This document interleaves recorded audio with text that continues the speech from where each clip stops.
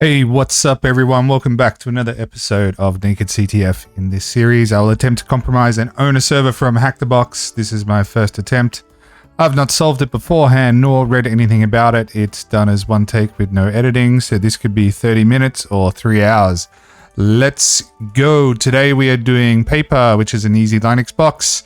As always, we'll attempt to do it in adventure mode, which means to just capture the user and root flag.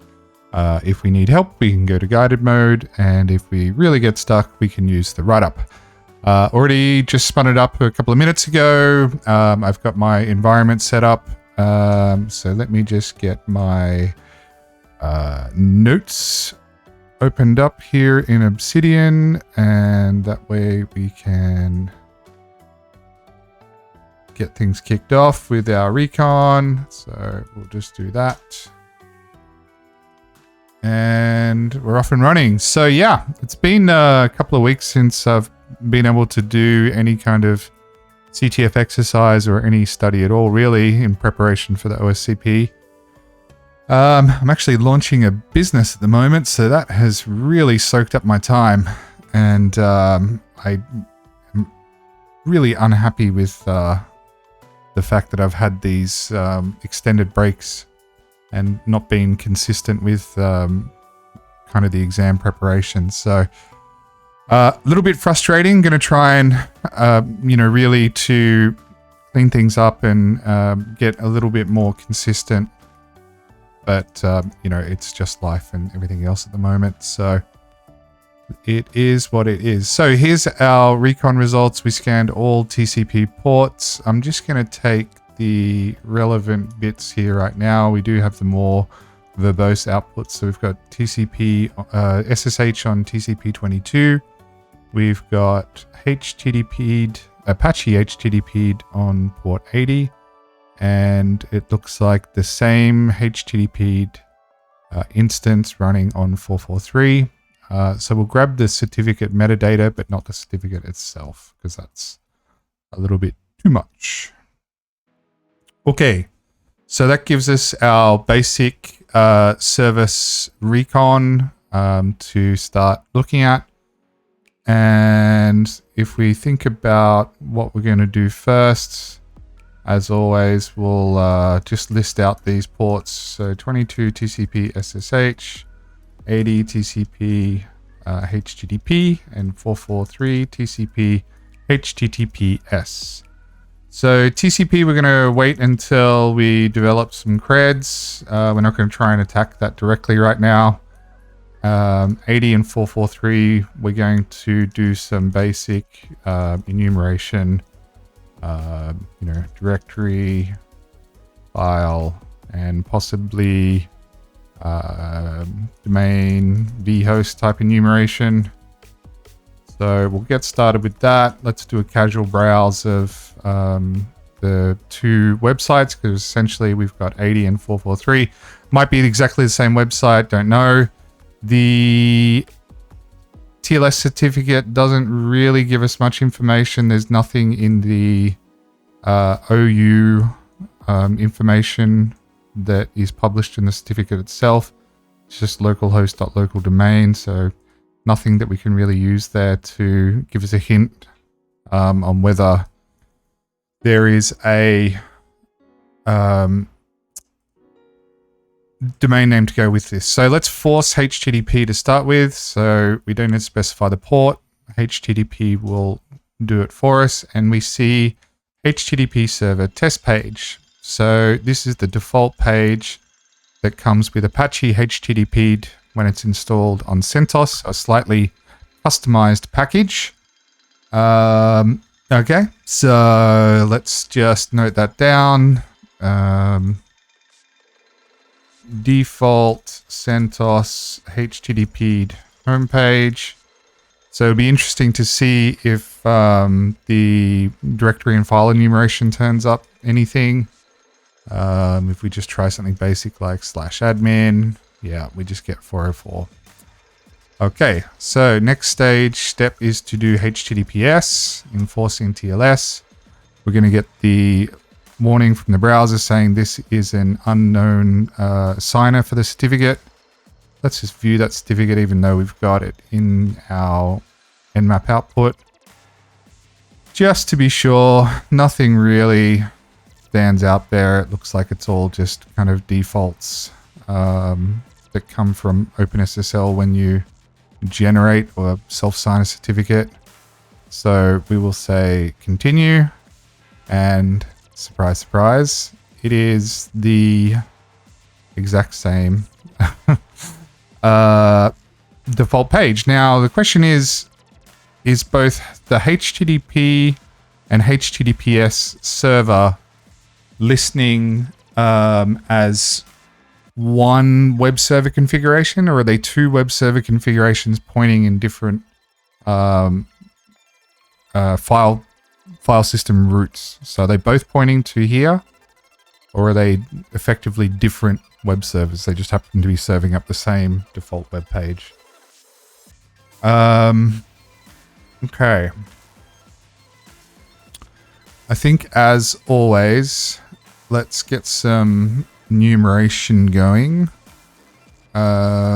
So let's just do some basic, I think, directory enumeration to start with. So let's do HTTP to start, and we'll just do directory. Word list is going to be, I do like this big.txt word list that has been kicking around for a little bit, and it's good for just trying to get some quick hits.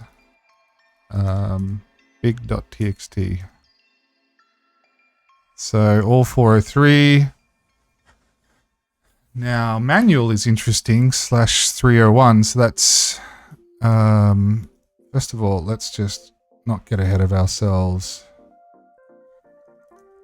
Appears to be same basic default index page as HTTPS 80. So this manual path is getting 301. So let's check that out. /manual, and that's on HTTP. Yeah, okay. All right, again, I think this is part of the default default Apache installation. And in fact, is there a link here on the default homepage? Manual. Please link to the CentOS homepage. Let's open up the browser tools and just have a look where this redirect takes us. So we go to manual. How does that 301 work? So interesting, it's a 200 from the browser, but it was a 301 when we hit it through FUF, which is a little bit weird. HTTP, okay.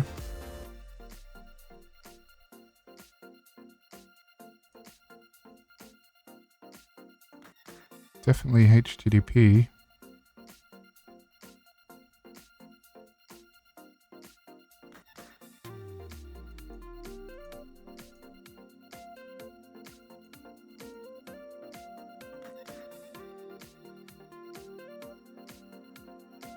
Oh, okay. Well, that's an unusual header. X backend server office.paper. Paper is the name of the box. So that really sticks out for me. That is not something that you would expect to see in a default Apache web server config. So I'm definitely going to make a note of that.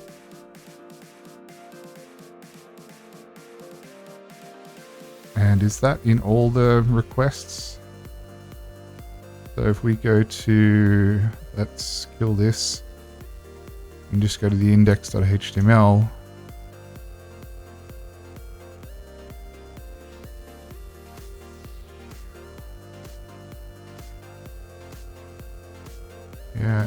backend server. That looks like a custom header almost. I haven't heard of X backend server before.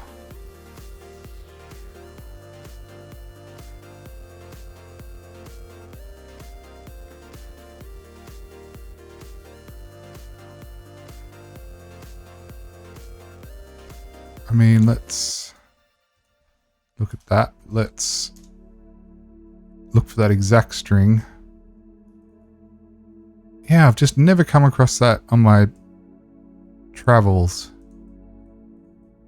X backend server.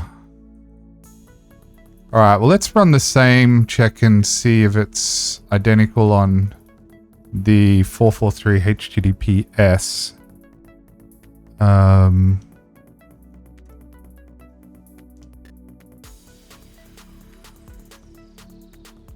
Yeah, sorry, that's a little bit messy. We're going to run that again. Let me just make the console a bit bigger for y'all.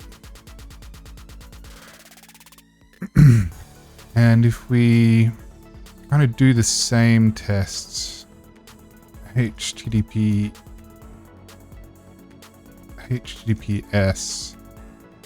manual. Is that header there? No. So yeah, there's no X backend server header present. So my guess is that the HTTP and HTTPS within the Apache config are configured as two different listeners and two different web servers. Because they do have that distinct behavior difference between them, even though they're serving up the same content. In that the HTTP server is serving up this unusual header in the response. So let's have a quick read. Target website returns the X backend server header, which potentially includes internal hidden IP addresses or host names.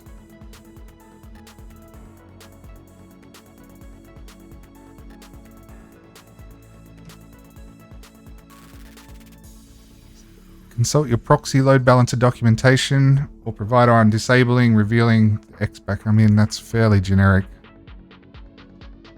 Yeah, it's not like a particular, Nginx version, 123 is leaking this particular value, or it's just a generic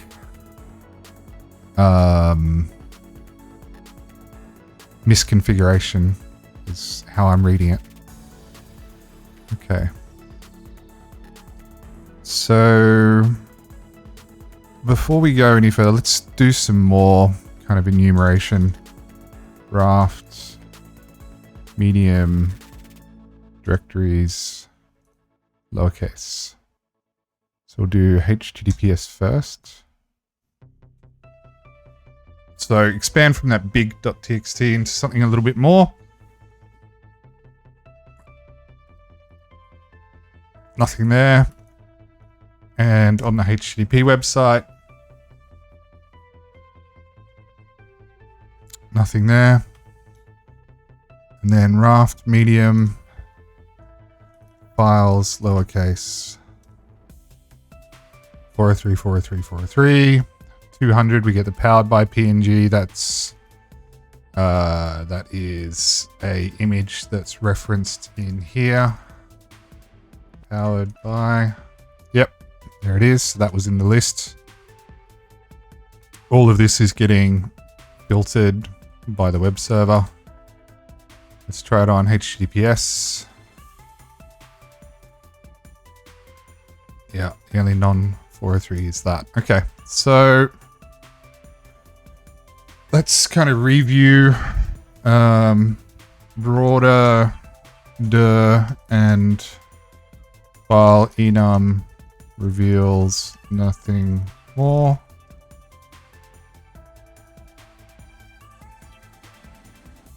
Confirm. Strong suspicion that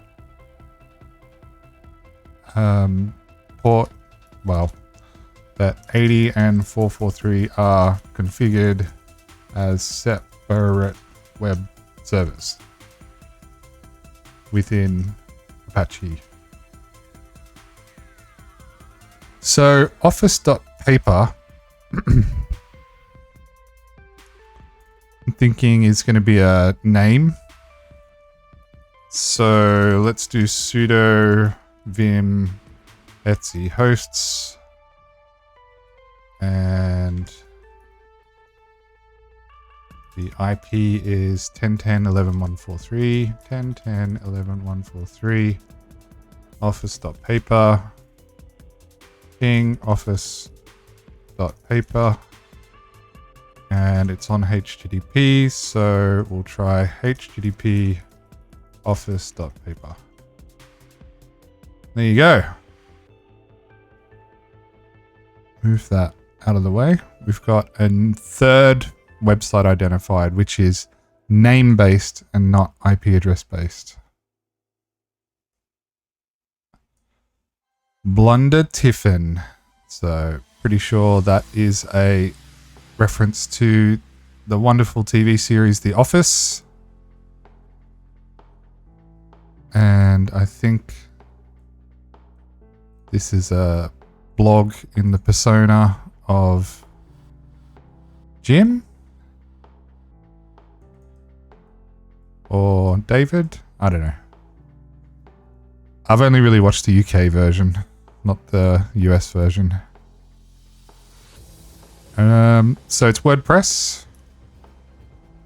So let's go back to our notes. 80 TCP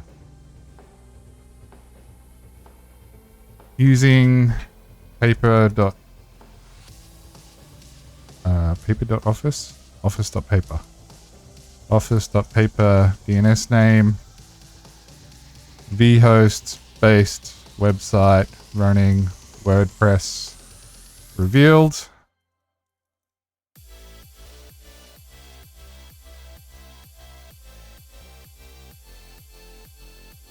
And it's got a bunch of blog posts.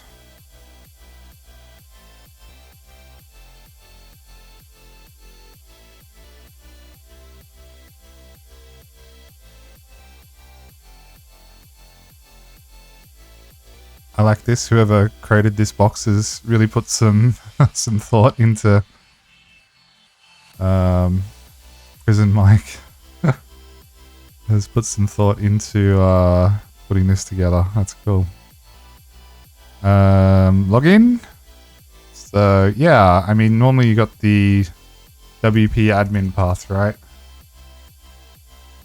So admin.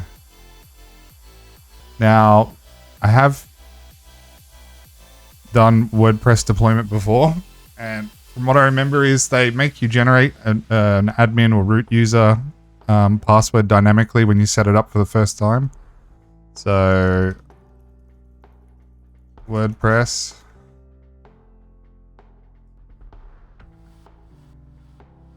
Yeah. Admin, password.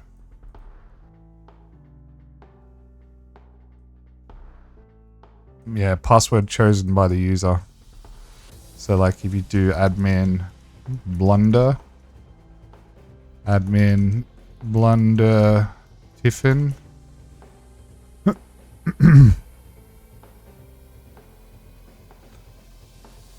What I do know is that WordPress is generally full of holes in the sense that it is continuously being updated to address security issues.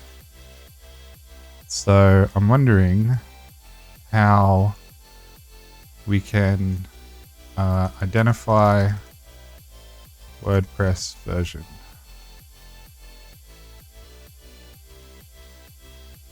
How to check your WordPress version. 49% of hacked WordPress websites were using an outdated version.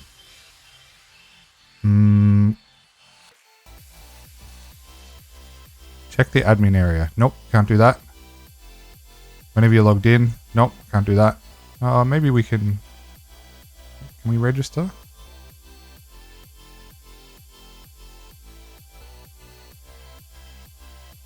Found.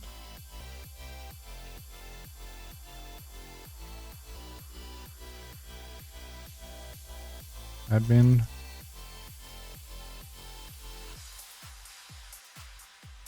So the admin user doesn't exist. That's good to know.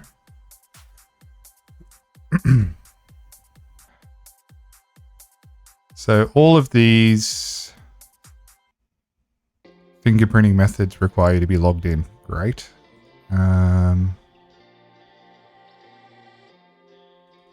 Let's try fingerprint.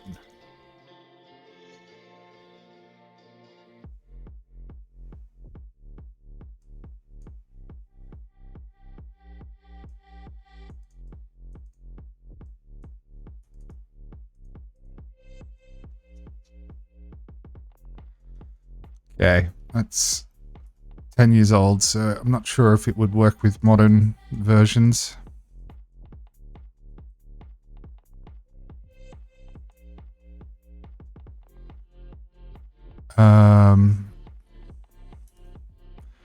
Do you remember there's WPS scan, WordPress scan? Yeah.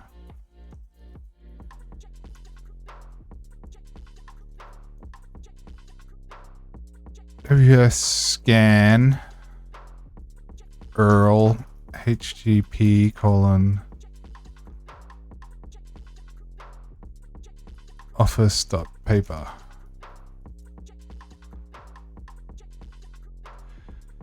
Not updated the database for some time. Yes, I would like to update.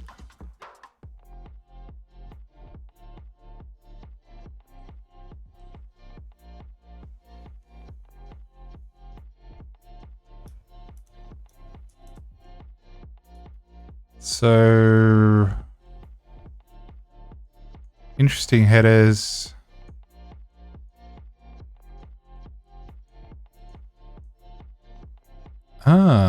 Okay, so there's often a readme.html.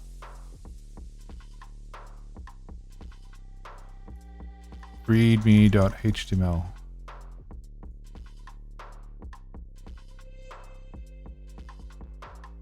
Does this include... Doesn't explicitly include the...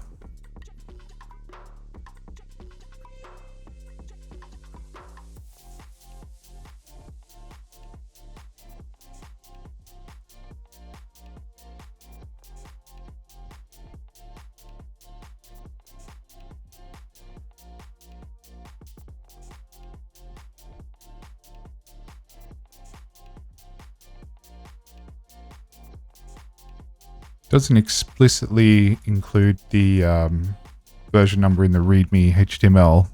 Oh, there it is. 523. Insecure, released on 2019-09. Found by RSS generator. Cool. So this WP scan can obviously... it has a whole bunch of detection techniques, and the RSS generator is... what it uses to identify that it's version 523. Cool. So let's look into 523. Let's make a note of it. Running. Released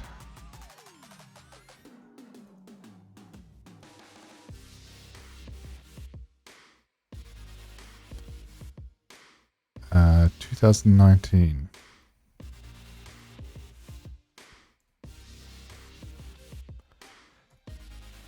Now, from what I can tell with this tool, and do we want to capture this stuff like the theme and stuff? I don't know. We can always come back.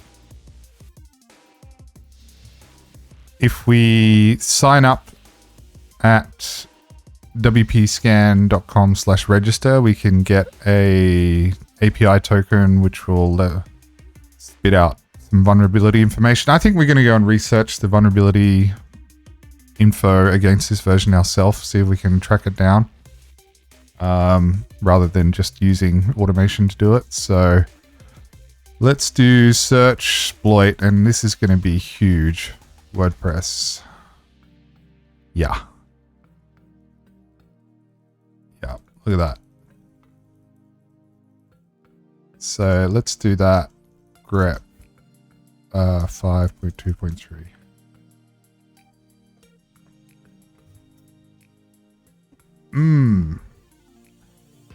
Cross-site host modification.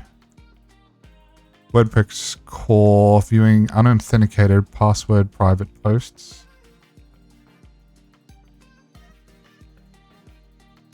That's a plugin, better WordPress security.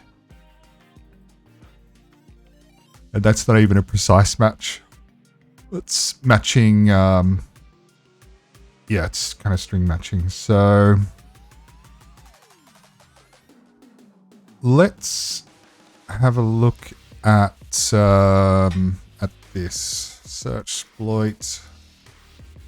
Mirror 476. Oops. I got my numlock turned on. Search exploit. Mirror 47690.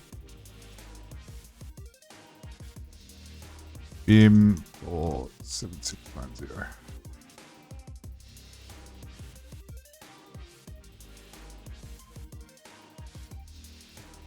So far we know that adding static equals 1 to a WordPress URL should leak its secret content. Here are a few ways to manipulate the returned entities.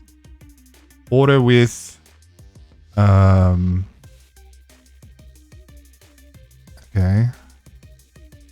Reversing the order of the return elements suffices. Okay, that's a little bit weird. Cross-site host modification. 47361.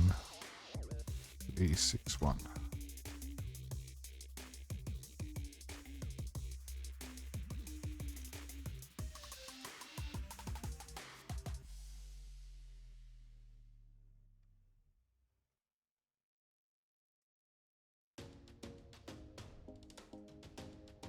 This attack can bypass simple WAF to access restricted content on the web server, something like PHP admin. This attack can deface vulnerable WordPress website with content from the default vhost. Okay. I mean, sure.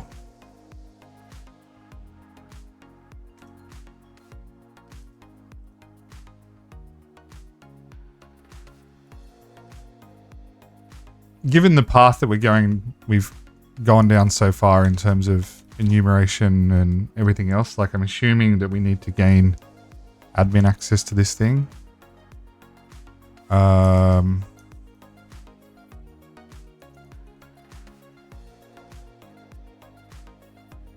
But what I'm thinking is that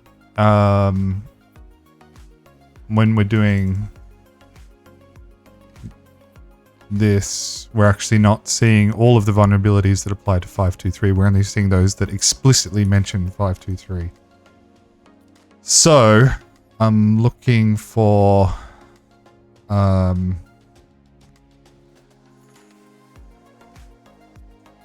something that we can filter. Yeah, that's WP scan. WordPress vulnerability database.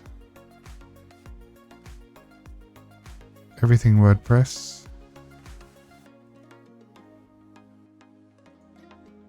Five point 2.3.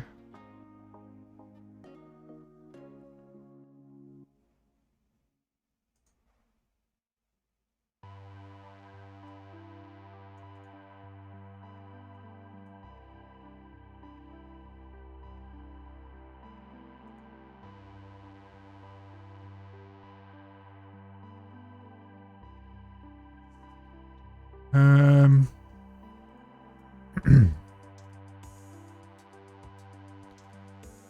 5.2.3. We just kind of want to see what applies to 523.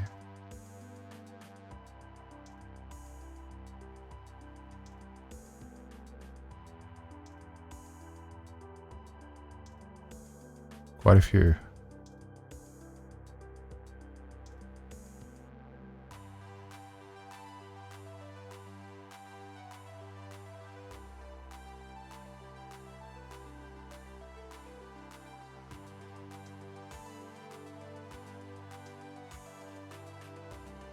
SSRF in, I mean, let's just start with the criticals.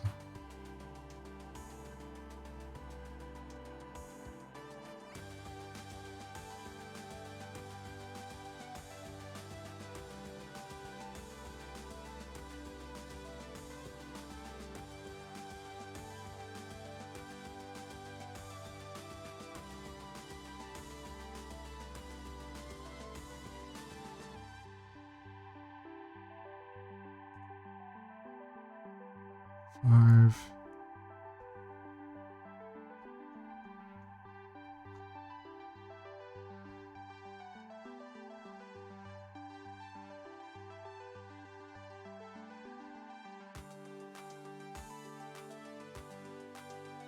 Five, 2, 3, fixed in 524. Okay. So here's the CVE reference. It's got 2. So maybe we take this and do POC.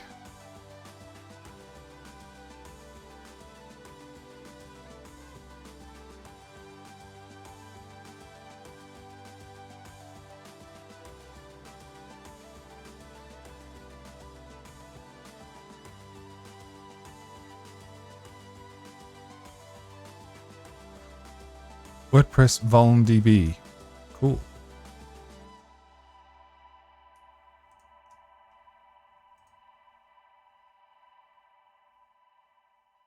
Oh.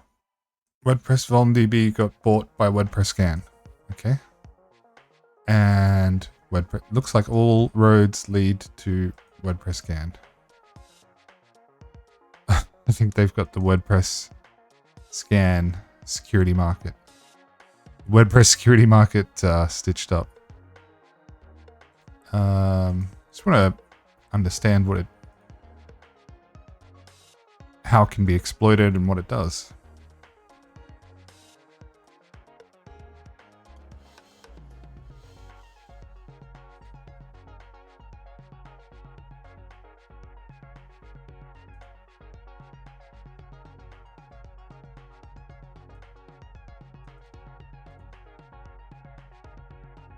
Yeah, this is all just the metadata related to the CVE.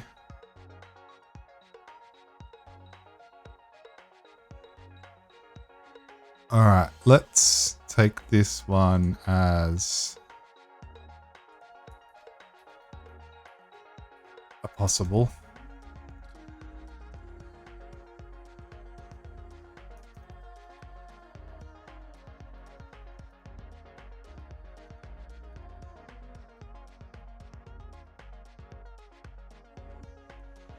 So I'm thinking there might be something that gives us a reverse shell via a CVE or exploit in WordPress itself. That's kind of where my thinking is at the moment. This database seems to be pretty good though. So that's the first critical. Second critical.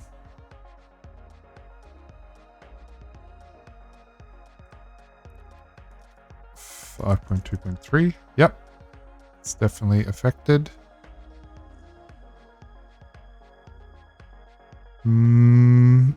XSS.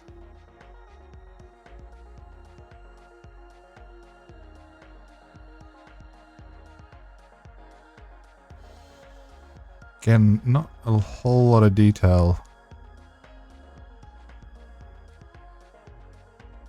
JavaScript payloads such as this in a URL could cause a cross-site scripting vulnerability. Make sure to validate the URI attributes that contain invalid or unallowed protocols. While this works fine in most cases, there's a risk that by using the :HTML5 named entity, one is able to bypass this function. So I don't see how a XSS filter bypass is going to help us, because what it would mean is that we would need to craft a link with a malicious payload, XSS payload, and then send it to someone, right? Which is unusual in a CTF. Sometimes they do it in the sense that they have a cron job running to simulate a user. Something along those lines. Let's check the highs as well. Admin referrer validation. Oh, type juggling. Equal identifier to the identical identifier.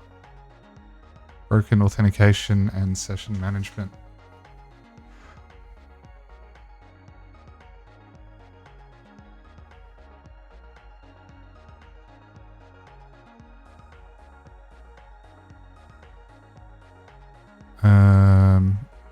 All right.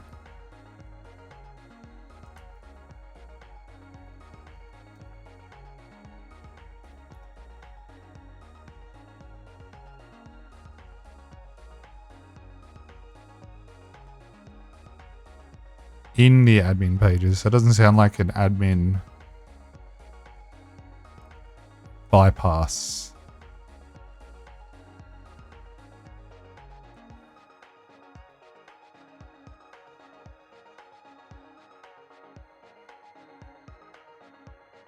Here's a little write-up, but it's in, I think, Portuguese.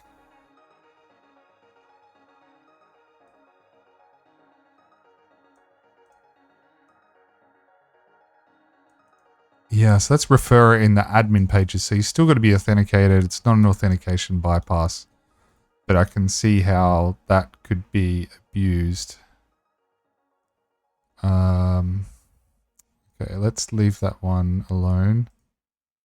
So we've done that. JSON request poisoning.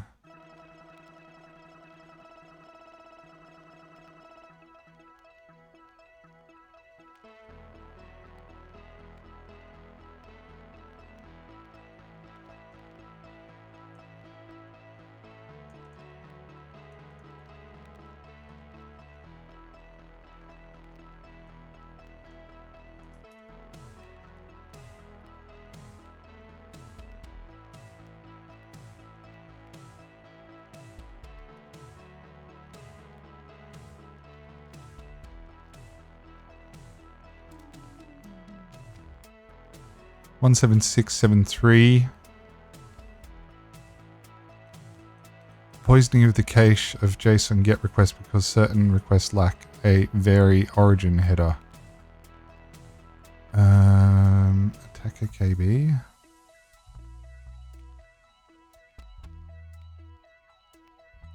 Very little information. Again, these are all...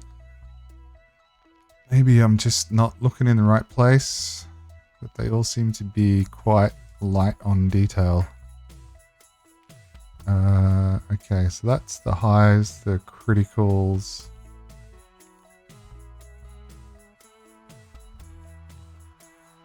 Plugin confusion.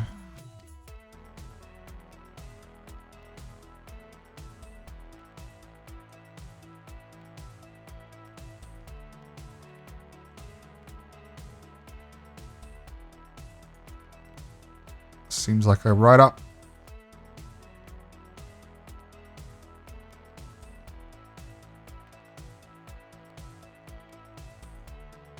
Take over internally developed WordPress plugins unclaimed on the WordPress.org registry. Okay, well, we won't be doing that. Updating the plugin might result in RCE or installing a backdoor. you can use this Python script to scan for potential targets. Ooh. So obviously he's found a break in the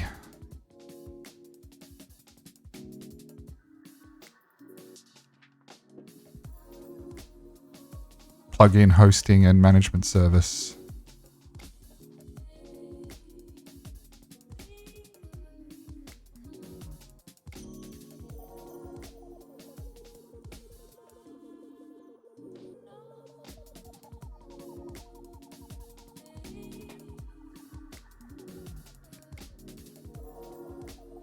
That's pretty cool. Supply chain attack, but not relevant for us.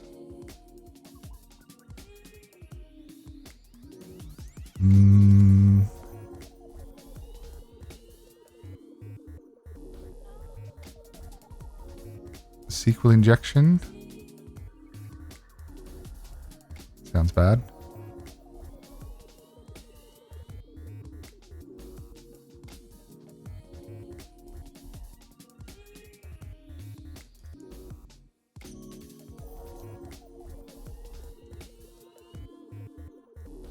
I've 2.3. Yep. Okay.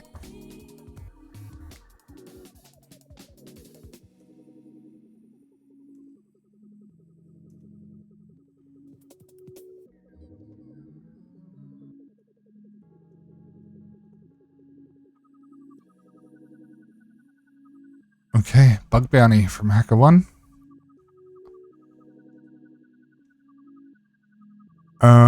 Okay, I'm not signing up at the moment. Right now, I do have an account, but I'm not logging in.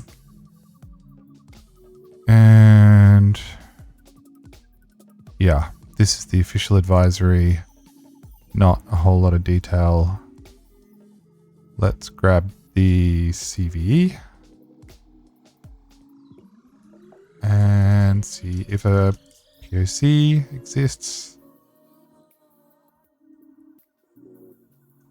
And yeah, I think I've dealt with this vulnerability before.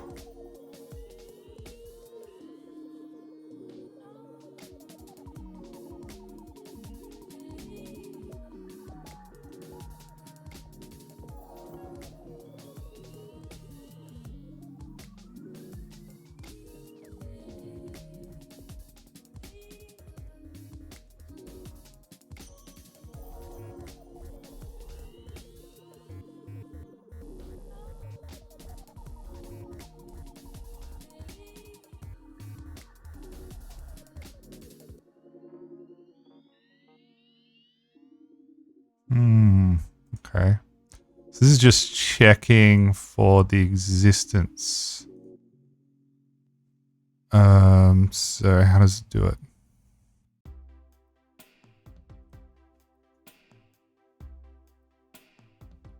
WP admin.ajax uses a browser like user agent.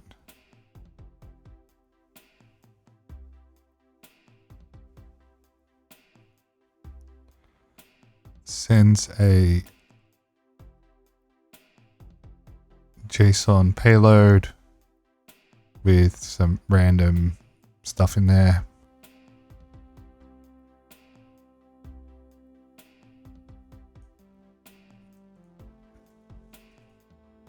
Oh, okay.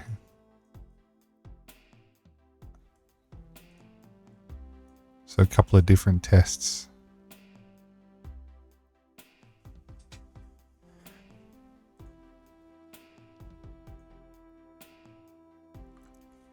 All right, let's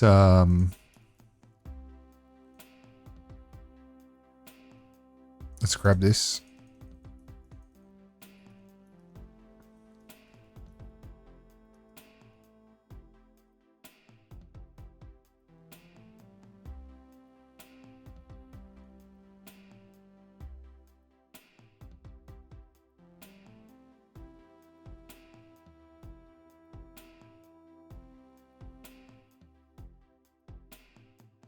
Mediums and lows. Deserialization attack.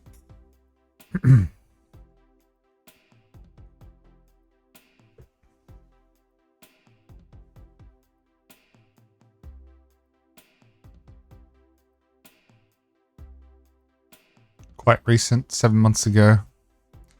So we can, yeah, so this was released on Feb 22. So this was never the intended vector, because this was only published in 2024. So the author did not intend this. Okay. Well, in the interest of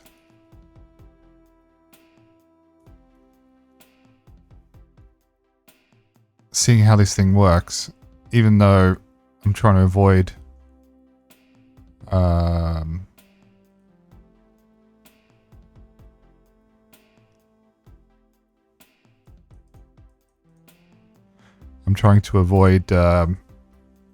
using automation.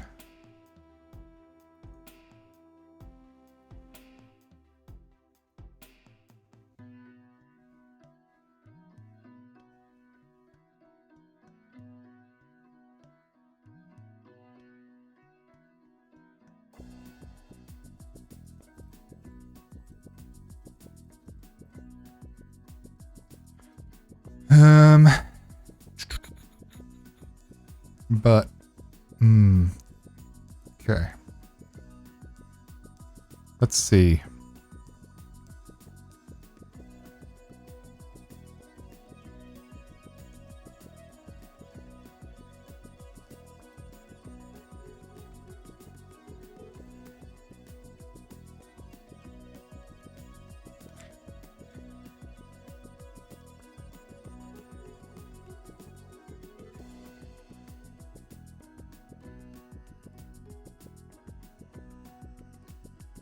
Have we looked at the highs and the medium and the highs and the criticals?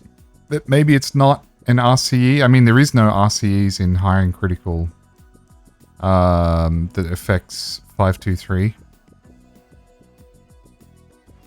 Many of them are scenarios that don't apply in our case. Like this deserialization is when installing and upgrading.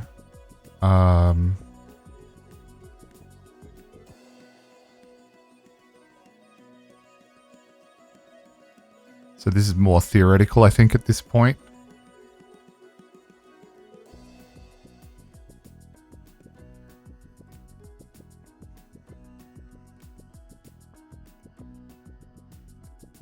So let's go to the mediums, I guess.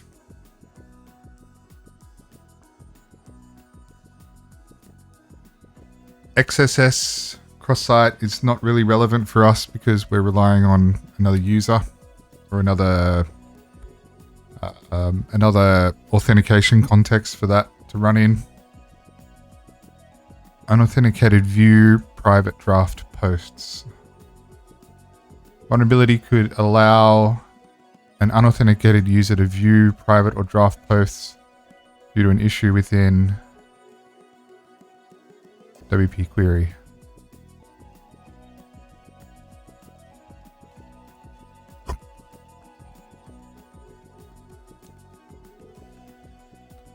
All their permalinks are broken. Zeroday.work.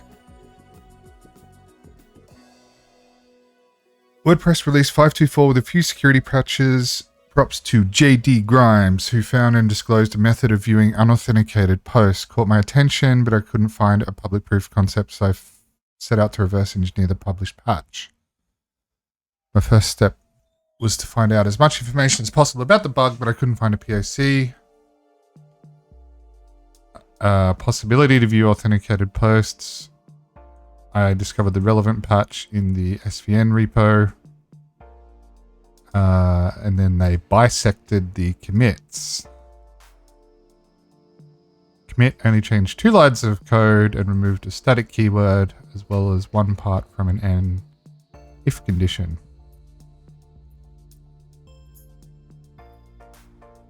Okay, so we definitely don't want to set parameters like attachment name, PR, etc. That will,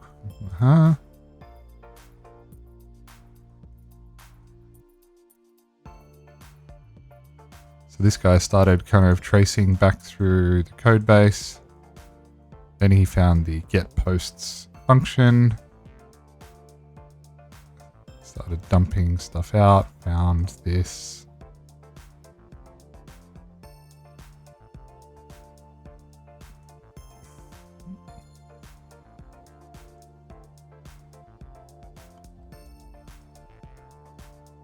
Post type equals page. So far we know that adding static equals 1 to WordPress URL should leak its secret. Oh, we came across this before, didn't we?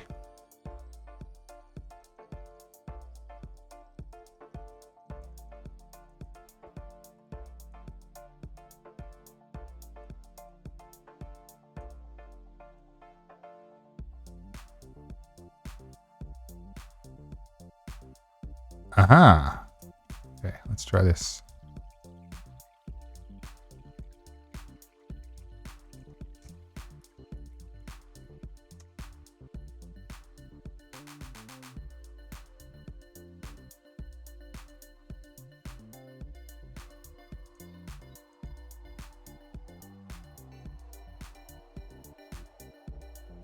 Do we need a...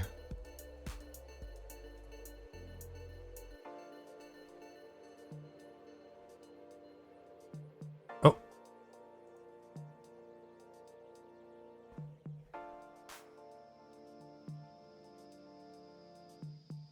Michael, you should remove the secret content from your drafts ASAP as they are not as secure as you think. Nick. Okay, well, that'll kind of teach us for not reading through all the content of the website. That's a pretty big clue there.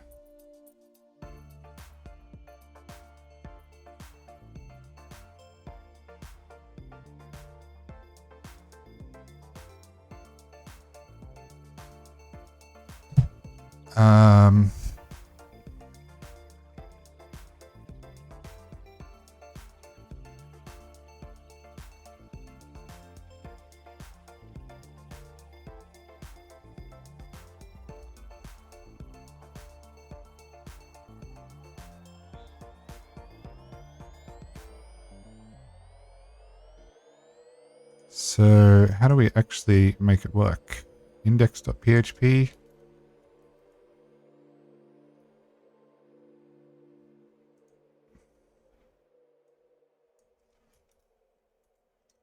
HTTP colon. Alright, well, we're getting 404. Index.php. Index.php.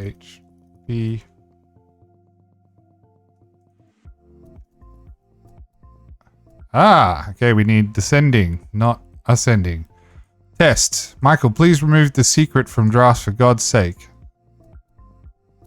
Hello, employees of Blunder Tiffin. Due to the orders from higher officials, every employee who was added to this blog is removed and they are migrated to our new chat system. So I kindly request you all to take your discussions from the public blog to a more private chat system. Nick. Warning from Michael. Michael, you have to stop putting secrets in the drafts. It's a huge security issue and you have to stop doing it.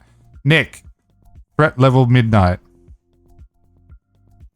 A motion picture screenplay written and directed by Michael Scott. Interior day.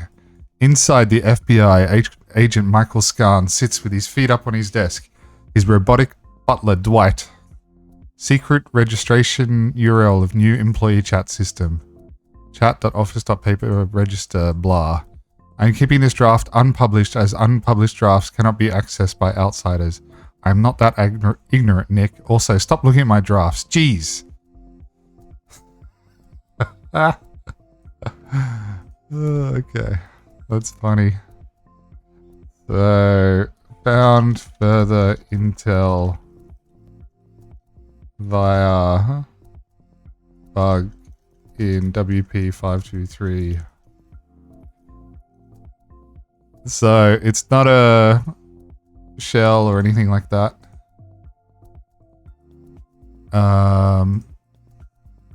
But what we need to do is this chat We need to make this live. So sudo vim the hosts. And we need to 10, 10, 11, 143 chat.office.paper.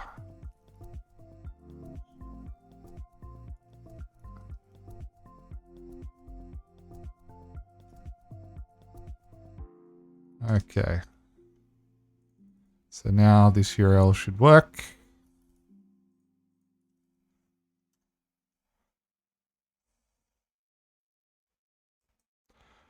Rocket.chat.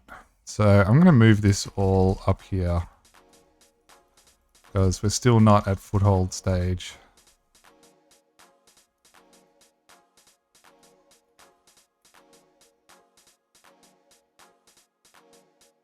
Just one moment.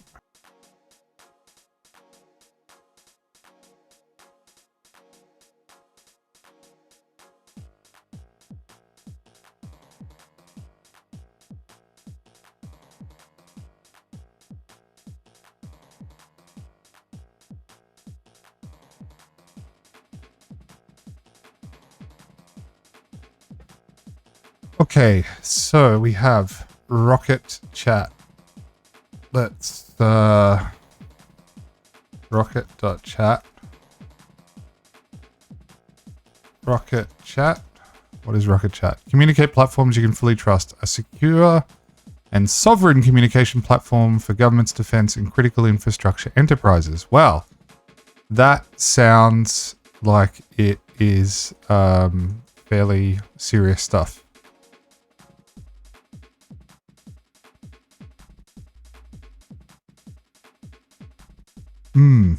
I have heard of it before, but I've never really dug into it. Free open source solution for team communications.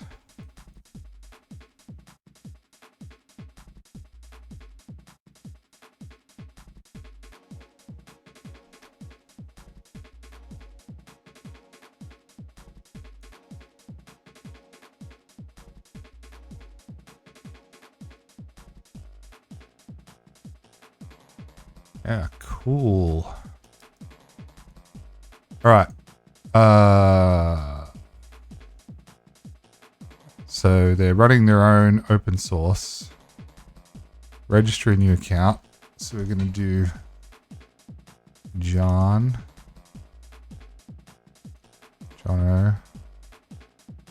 openlearnsec@gmail.com. And we'll just use the default.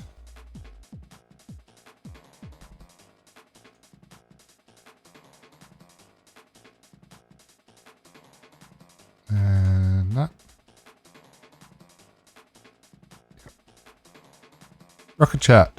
Okay, I'm registered. So that's me. Home. Search. Okay, here's the kind of the corporate directory. New direct message. Dwight. What's up, Dwight?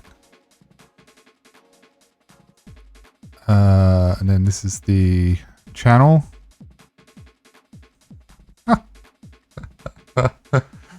Oh, this is so cool. Right, so this is the main channel. These are all the use Angela. Yeah, the American Office, definitely. American Office was pretty good. But I do like the UK one. So let's read through the chat here. Oh my god, we're a group chat now. Now we can stay connected 24/7. Oh, here we go. Hey guys, did you guys see Dwight Schrute added a new bot to this channel? Really? Why? So that he can be more productive and stop being a time thief. That's unsurprising, considering what Dwight Schrute had done before. How can we interact with this bot? Just call the bot by his name and say help. His name is Recyclops. For example, sending Recyclops helps will spawn the bot and he'll tell you what you can and cannot ask him. Now stop wasting my time, Pam. I've got work to do. That's 20 seconds. Bye, fellow workers. Recyclops, help. Hello, I am Recyclops, a bot assigned by Dwight. I will have my revenge on Earthlings, but before that I'll have to go help my cool friend Dwight to respond to the annoying questions asked by his co-workers so that he may use his valuable time to, well, not interact with his co-workers. Most frequently asked questions include, time is it, what new files are in, please note that I'm a beta version and I still have some bugs to be fixed. How to use me. Small talk. You can ask how Dwight's weekend was. Joke. The following two features are for those boneheads who don't know how to use SCP. I'm still looking at you, Kevin. Security reasons, the access is limited to the sales folder. Recyclops, get me the file test.txt, or Recyclops, can you send me the file source.txt, source/test.php, or Recyclops file test.txt. You can ask me to list the files. Okay. Oh, we can also DM Recyclops. No, God, please, no. Alright, so this room is read-only. We can't actually chat with, in their channel. But we can find Recyclops. And we can go, help. What time is it? 6:39 and 22 seconds. List. Okay. List.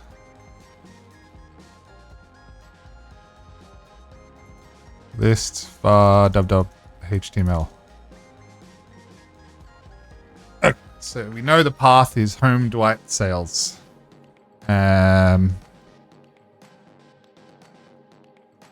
So what do we want to do? List sale. Get sale portfolio.txt. False.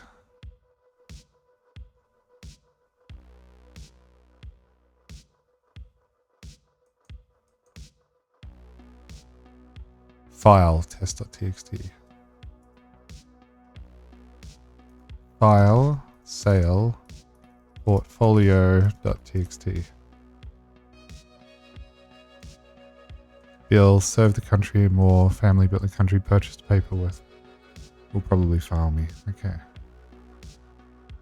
So in the chat, source file source test.php. File source test.php. File. So we want to go down 3. Etsy password. Yeah, okay. So vulnerable to LFI. Recyclops.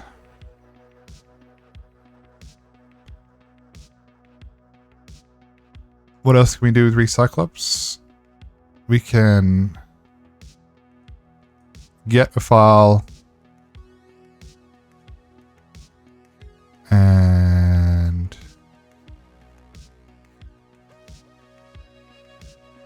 we can list directory content.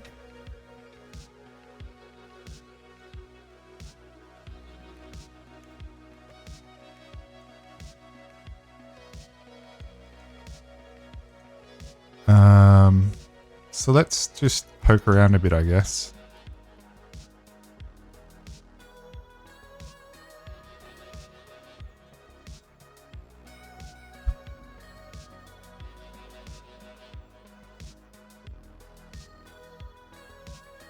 Well, there's the user. Like, oh, no, we cannot. Lists.ssh. Nothing.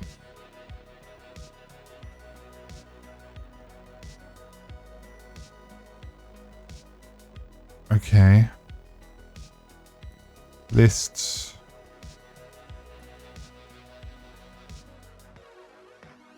There's only one home directory, which is Dwight. So let's do list. Have a look at the web directory.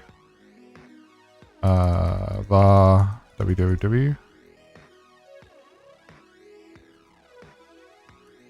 HTML.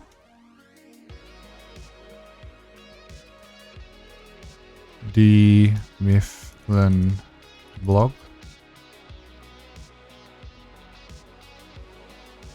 So the root, I'm assuming that's the WordPress installation.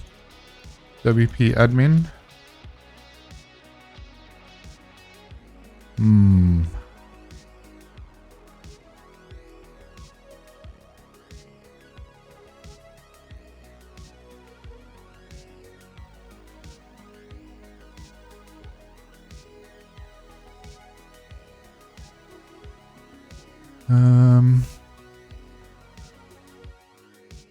Any credentials?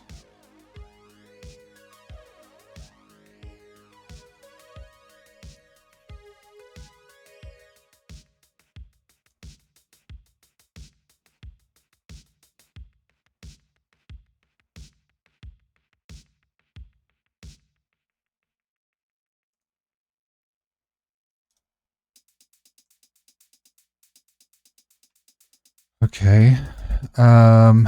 What else might be interesting? Temp.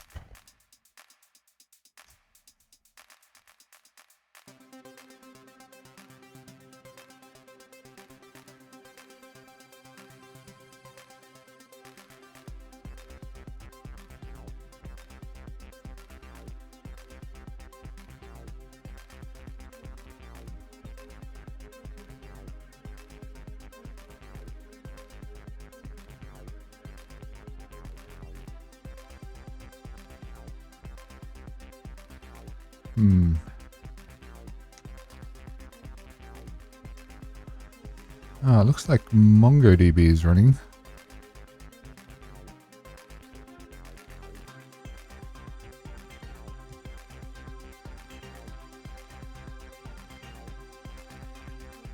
HTTP'd.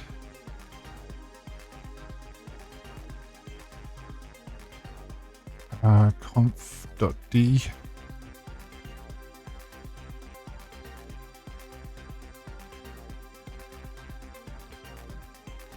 Then we want to do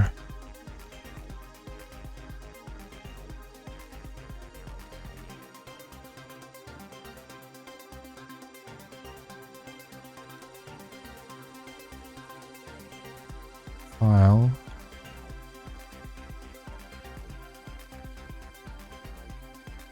Let's just start with this.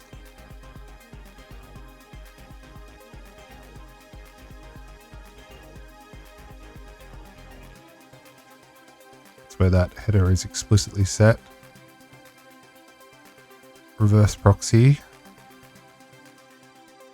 And then what's FCGID?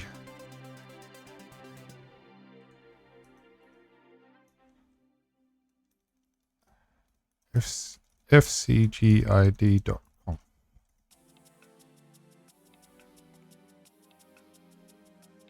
Fast CGI support. Okay. Manual.conf.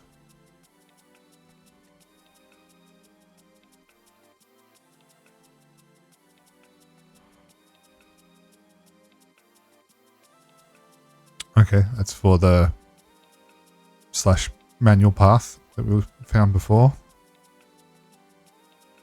Office.hdb.conf. Office.hdb.conf.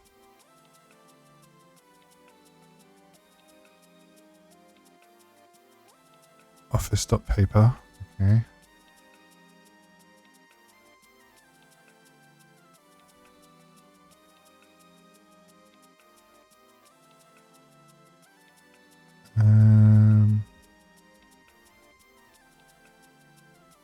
So I'm assuming this is the default HTTP.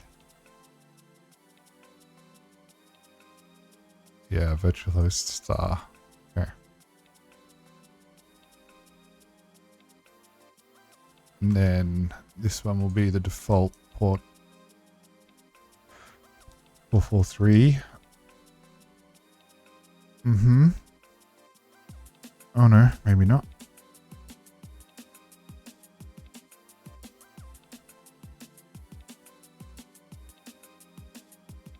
Okay. All right. Nothing really interesting there.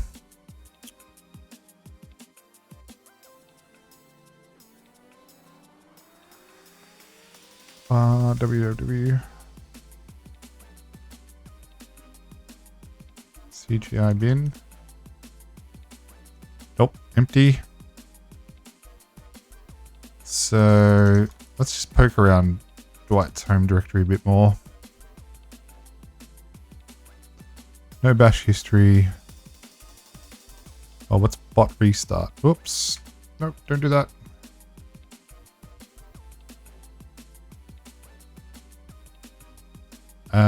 We didn't even spot that before. File bot restart.sh. Bin bash. Cleaning Hubot's log so it won't grow too large, so nulls out that. Starting the bot 20-ish seconds late when the server is restarted. This because MongoDB and Rocket Chat needs time to start up properly. Okay. Checks if Hubot is running every 10 seconds. Sleep.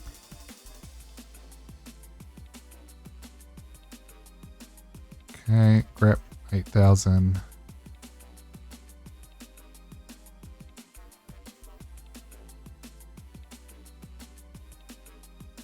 Okay, so there's another script, start bot. So let's check start bot and the log. List ...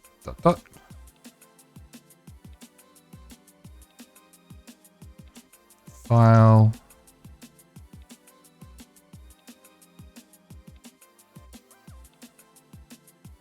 Where is start bot?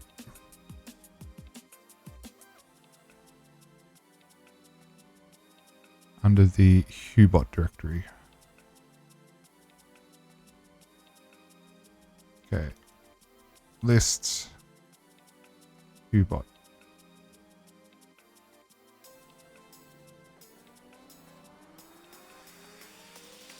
Oh, there's a lot of crap in here.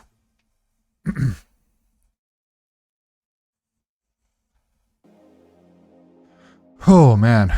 So could be credentials there. Node modules is probably, this is all probably default Node.js stuff.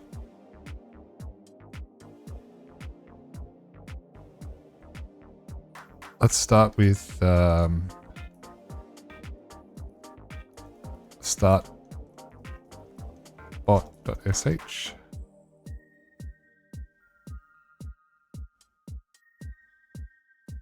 Okay, so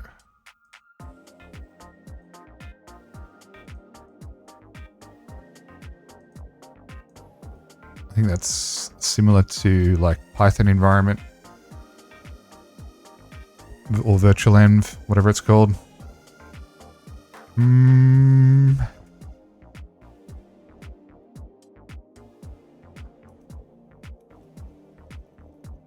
Readme.md. Nothing in there.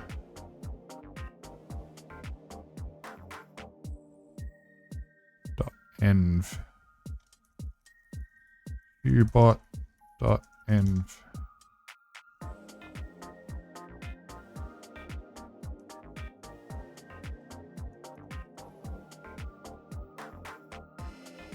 Oh, it's file. Hubot.env.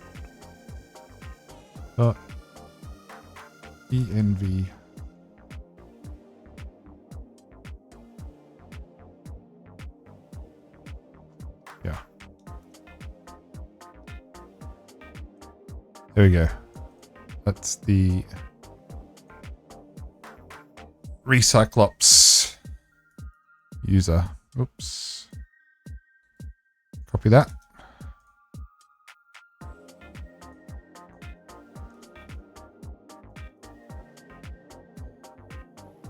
Let's try and SSH as recyclops at IP. And Queen of Blades 23.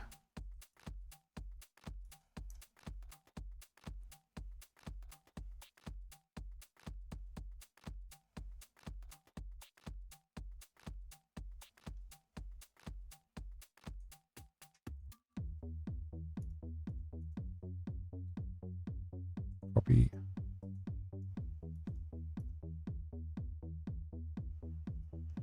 No. RECYCLOPS.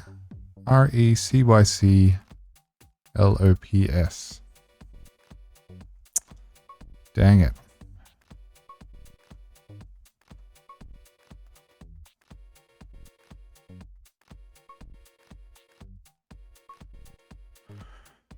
So what can we do with this credentials?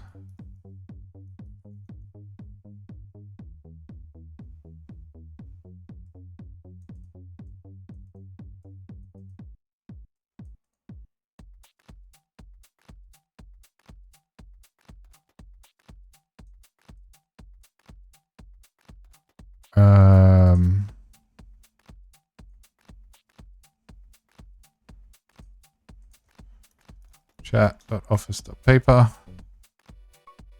Can we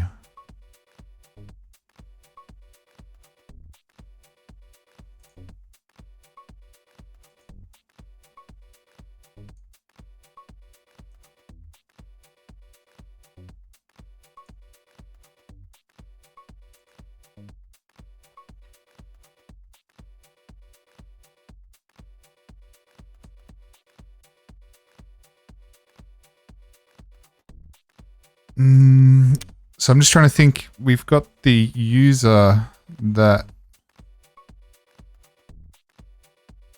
Rocket Chat is running as.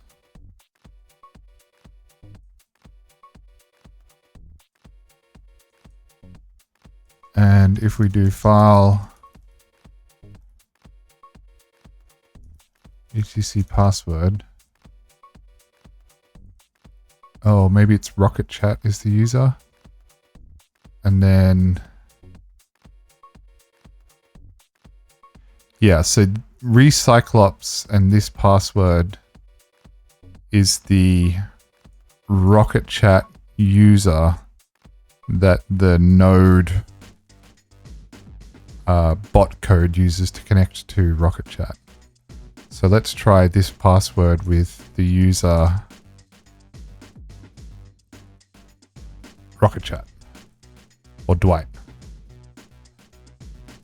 So Dwight.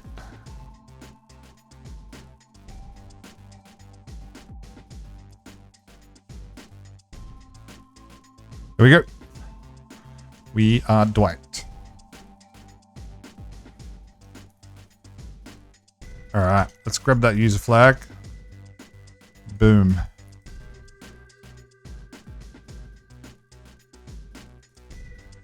So, foothold obtained by finding by password reuse. Obtained credentials for bot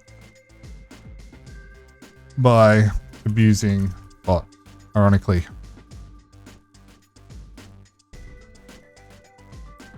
Path traversal, and LFI. Now we do the good old Privesk.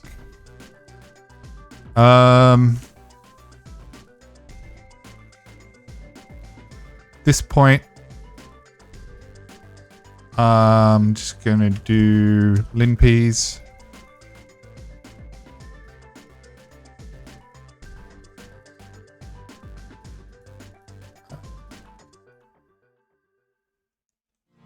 Linux AMD64 linps Python 3 -m http .server.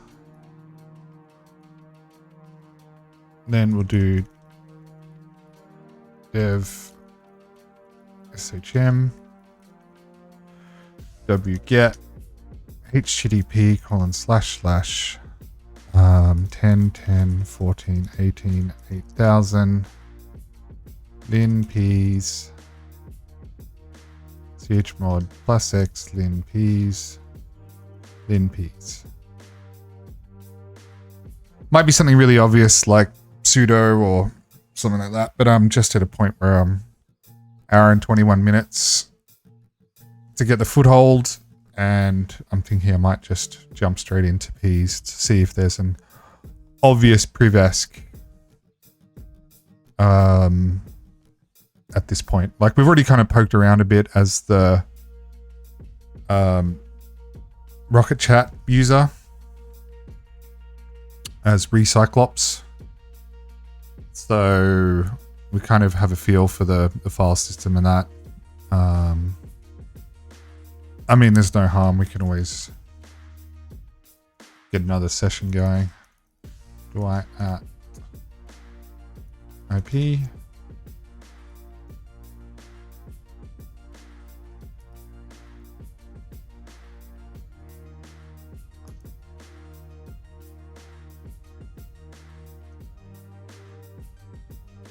Yeah, let's do that. While Peas runs, we'll do our own kind of enumeration. So let's do sudo -l. And we have the password. Dwight may not run sudo. Okay. Let's have a look at where we're at. Quite an old kernel, 4.18. I mean, that's really old. Considering I think 6 is mainline at the moment. So we weren't able to look at the Mifflin before. Apache group B Mifflin. Yeah, locked out of the web root.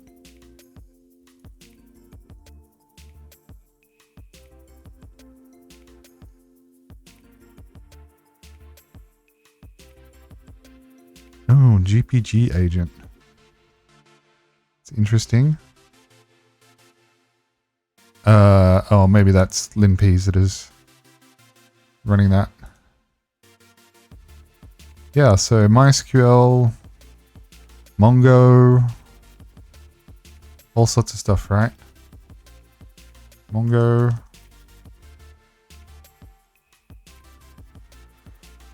Oh god, it's been a while since I've used the Mongo client.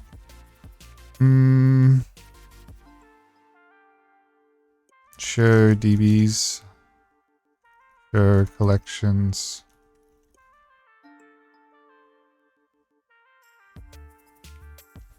We need to connect, right?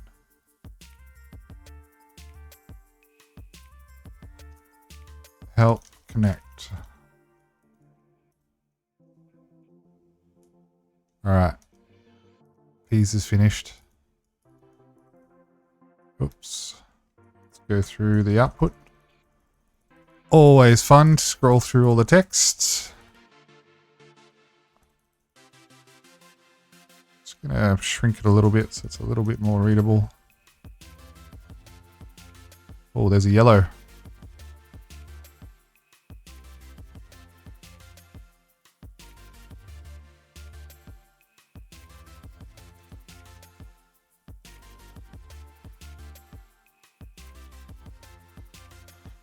Okay. Basic, all good. Sudo version 1829.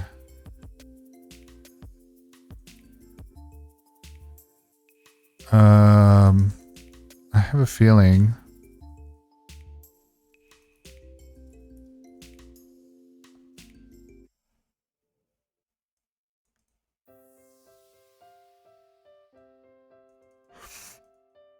there's something about sudo 1829.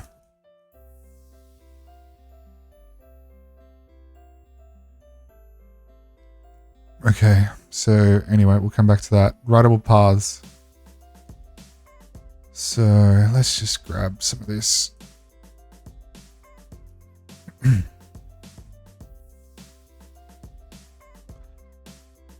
don't know why it's flagging this as a P vector, because of course home Dwight is going to be writable.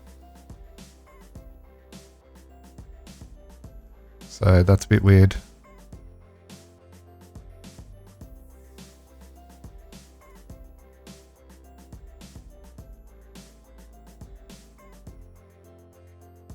Less probable. Less probable, less probable, less probable. Yeah, these are all kind of low confidence vulnerabilities.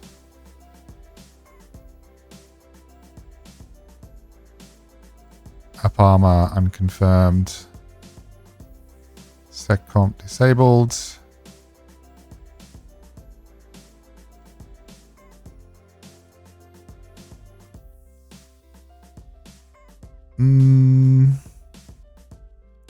This is all normal.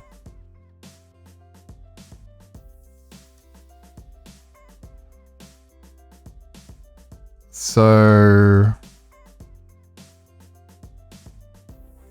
bot restart is being run by cron, but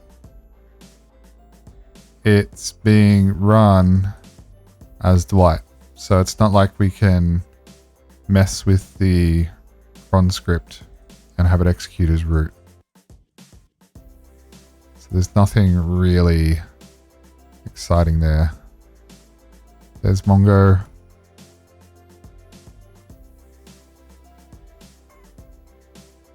Okay.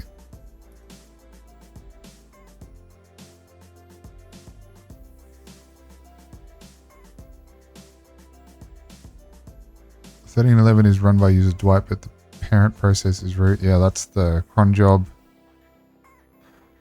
All right, nothing really exciting there.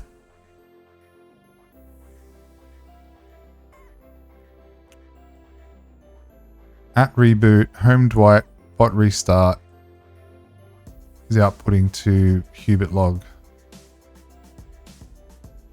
Yeah, but it's running.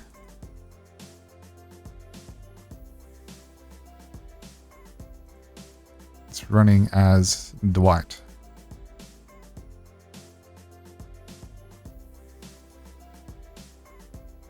So there's the cron D, the cron daemon. And then bot restart executing as Dwight uses. So the parent is the process parent is running as root, not a vector.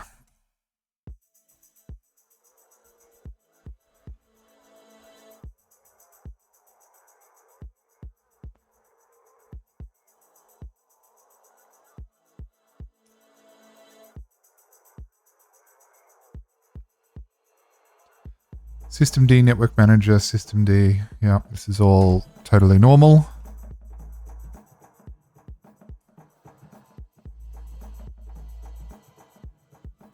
Nothing weird on the networking side.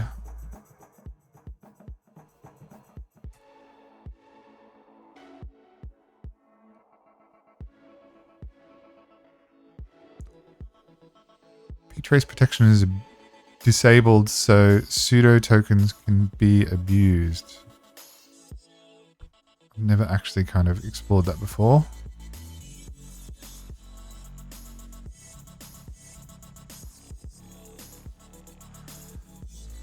Only one super user, which is root. Dwight, Rocket Chat, and root are the only interactive users.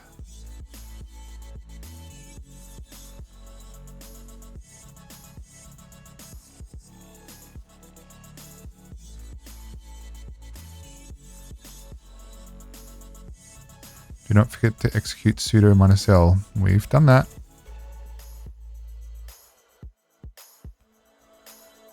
Mongo. Possible Mongo anonymous authentication. Cool.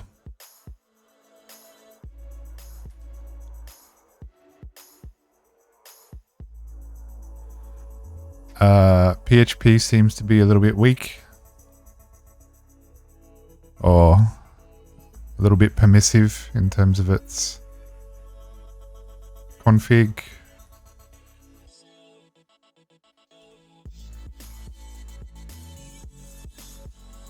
What the hell? VNC.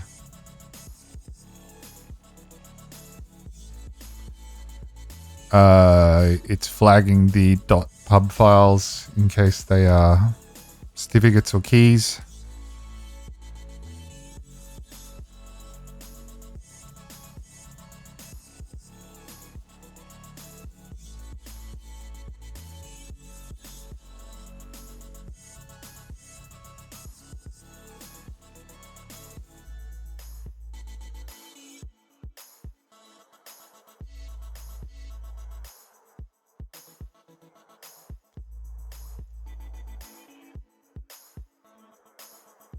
Run C is available.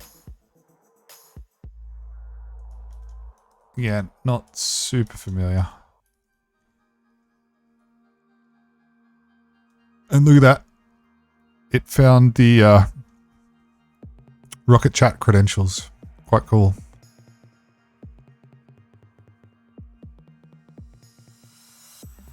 That is a test artifact. It's not a real FTP server configured.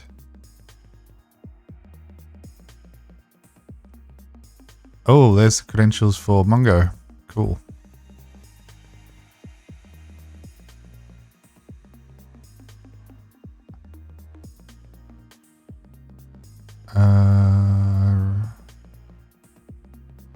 Yeah, just those two.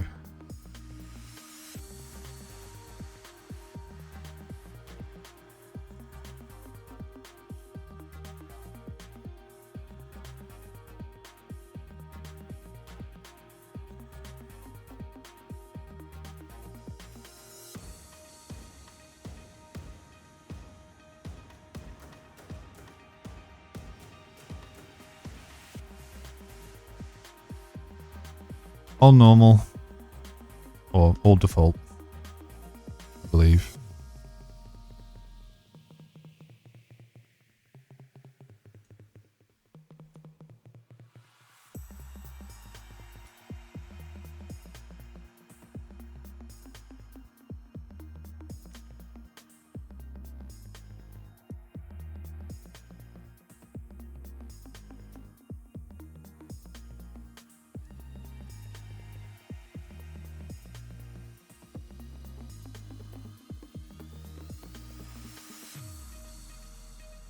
Okay.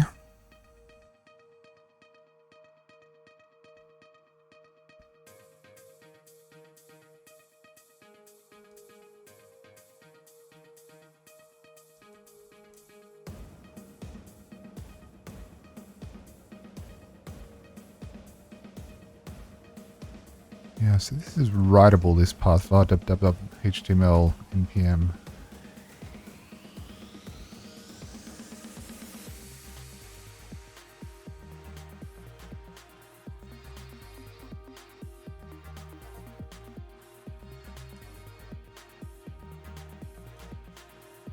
Worth having a look at the local mail. Seems like it is delivering mail locally. Bar mail, okay.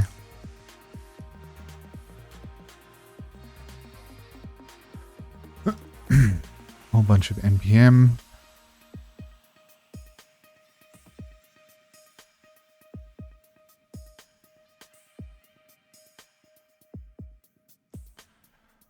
Picked up our fuzzing attempt earlier. And that's it.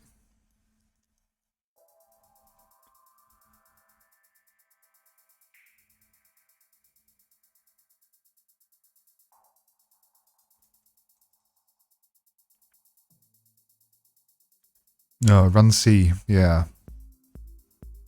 Spin up a container.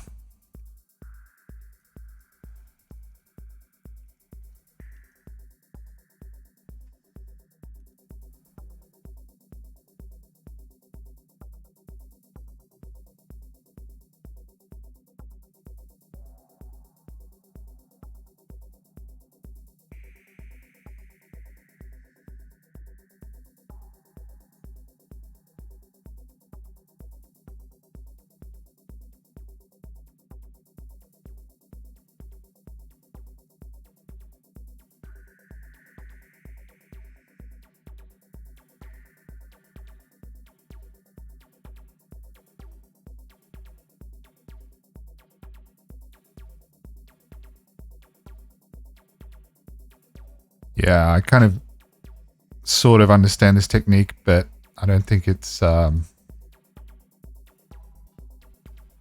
what we're looking for.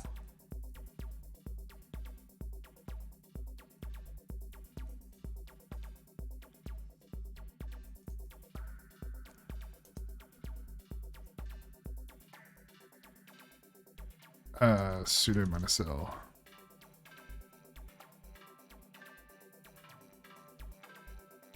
I mean,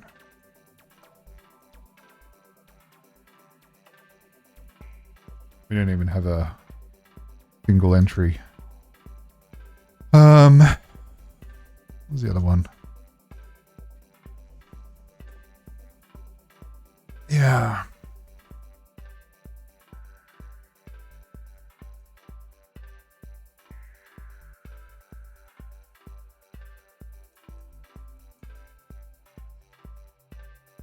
I feel like I definitely want sudo 1.8. I've come across before.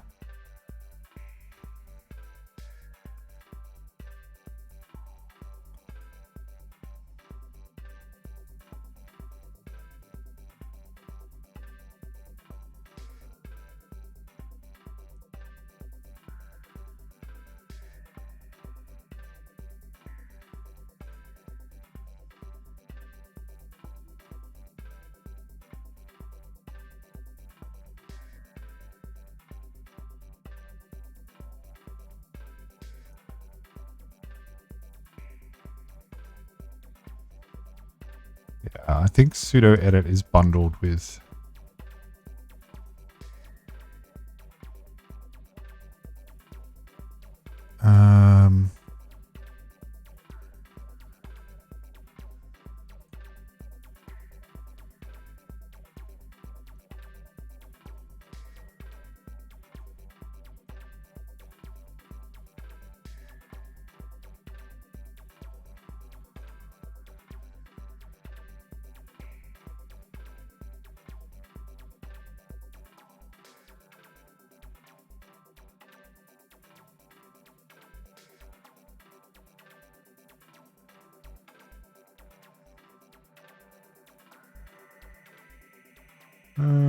okay. 180.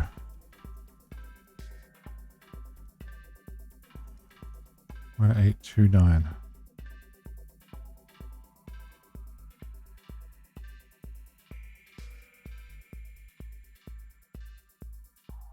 Current user have privileges to run sudo edit or sudo -e.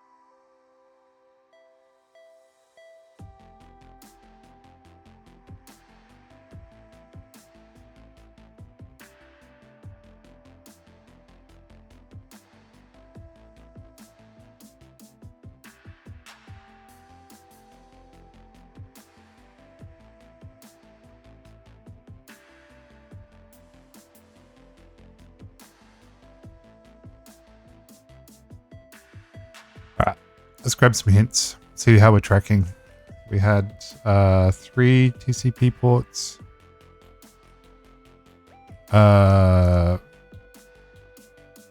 Paper.office. No, office.paper.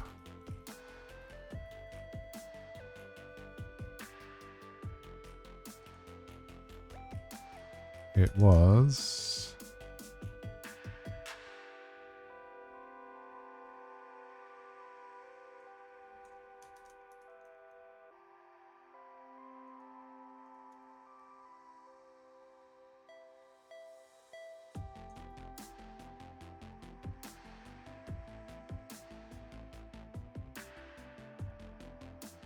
And that was this.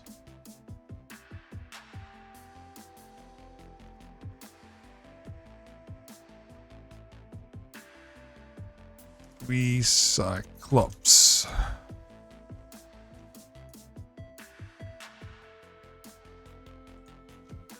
List.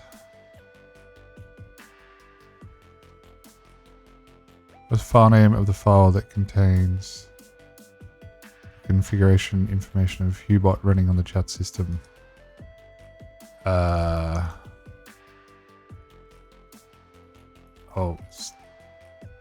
.env.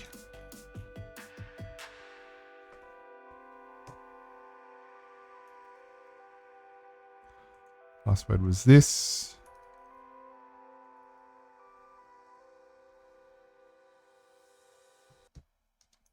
Dwight.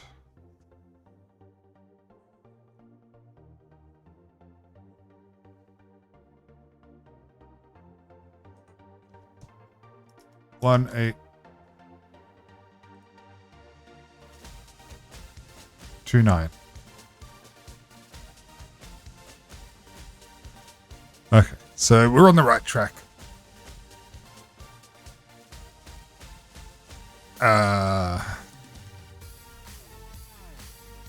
EOC.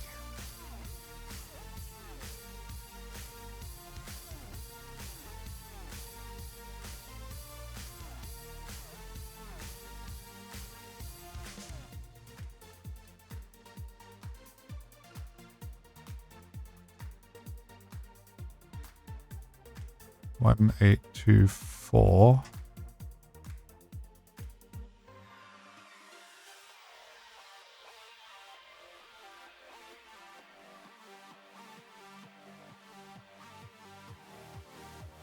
This looks like an actual overflow.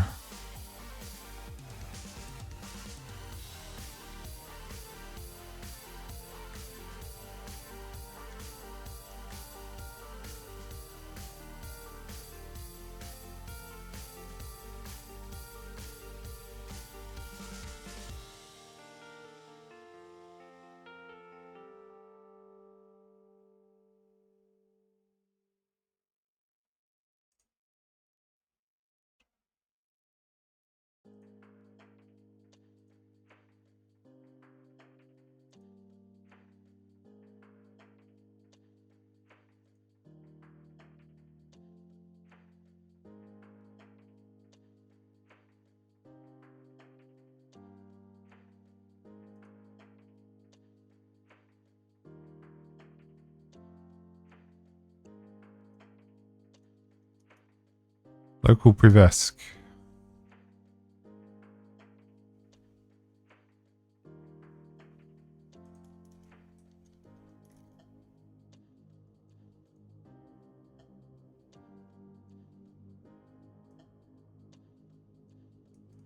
For educational purposes, etc.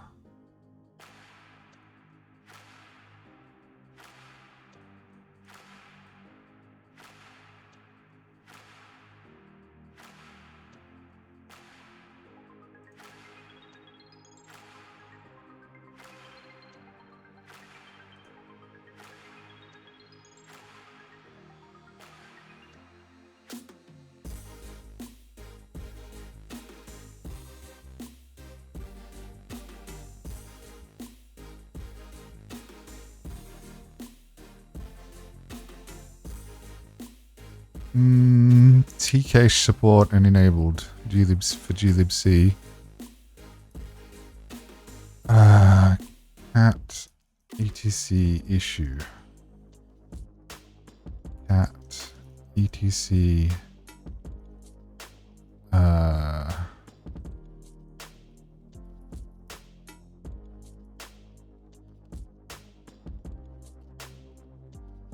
LSB release. No.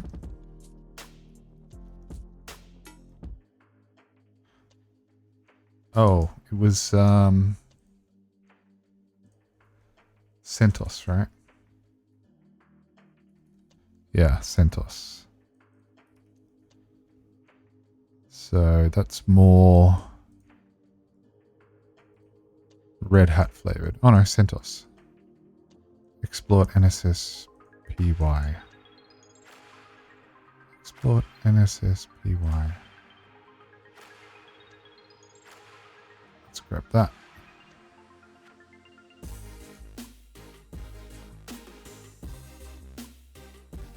Dev shm vim exploit1.py.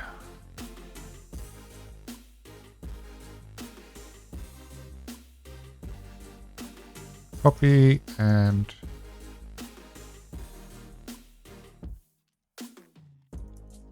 uh-oh. What have I done?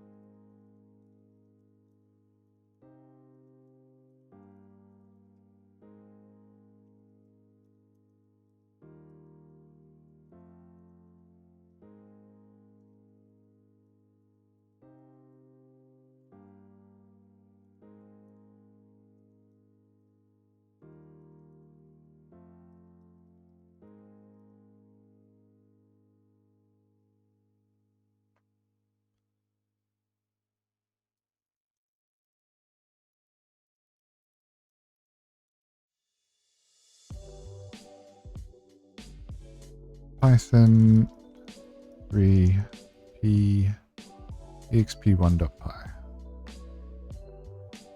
Target is patched.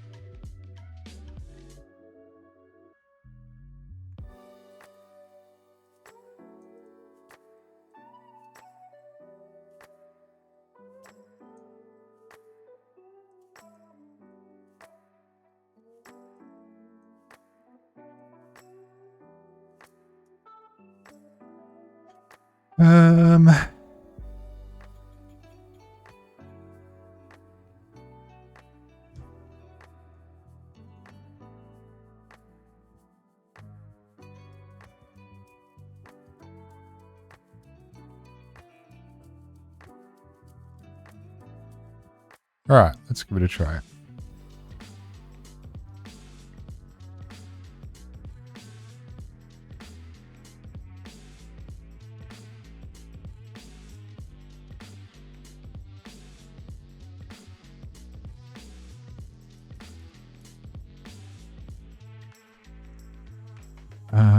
Are we going to be able to build this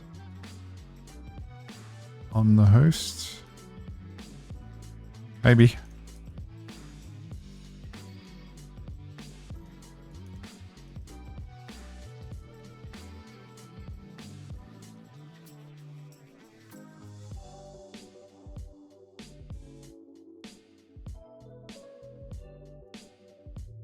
Let's try.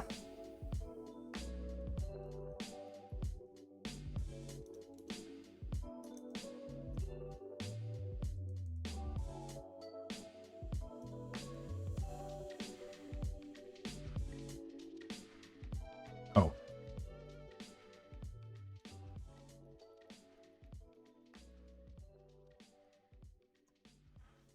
Will it compile? Yep, no warnings. Cool.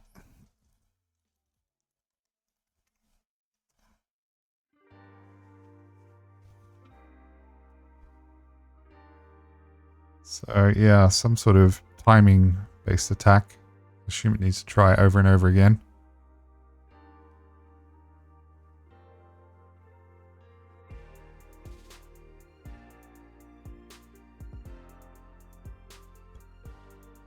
Let it run a little bit more. Otherwise, we're going to assume this is not the right CVE.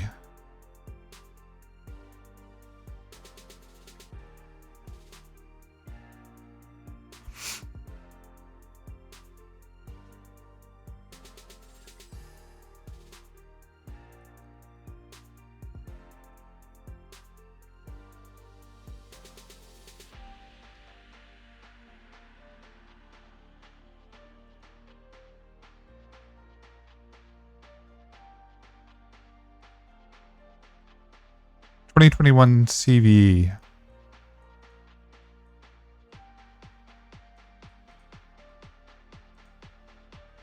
Yeah, LinPeas didn't call out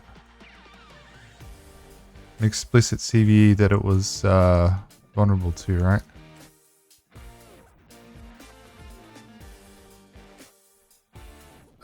Let's see if we can just...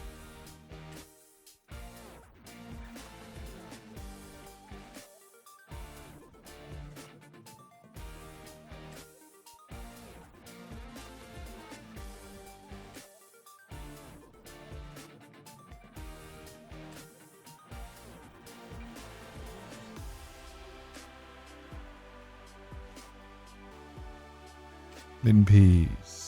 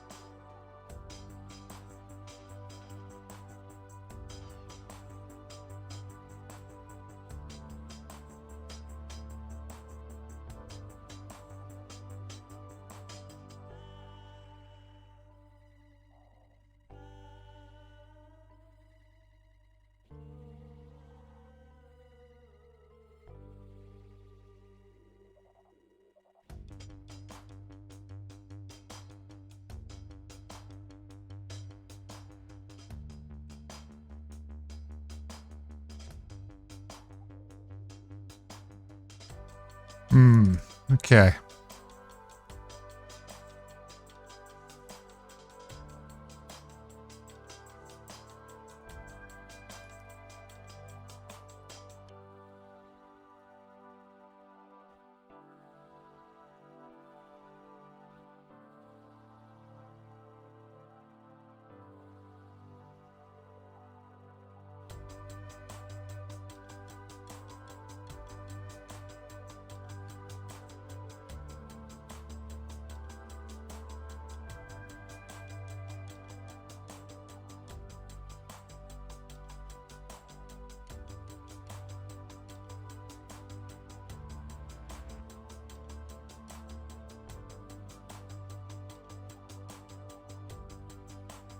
Okay.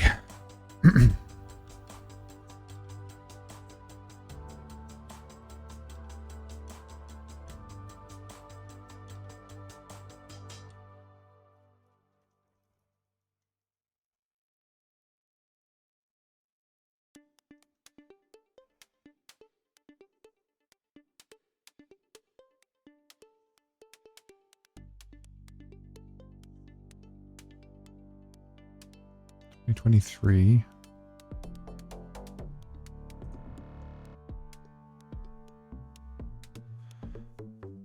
See if we can do some filtering. No.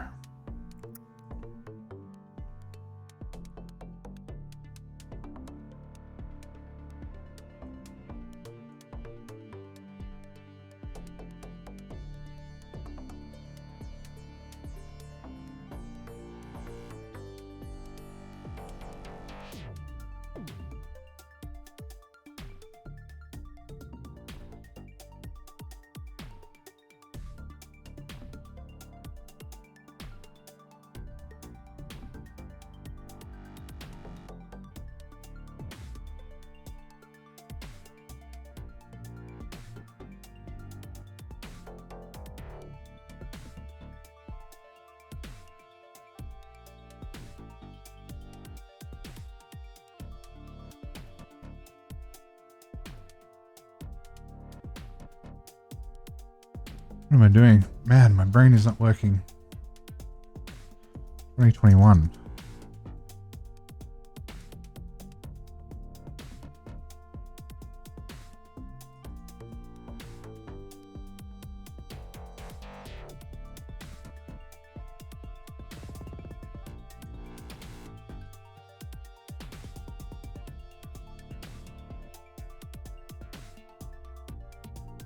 Pretty sure it's this one. Nope. Oh.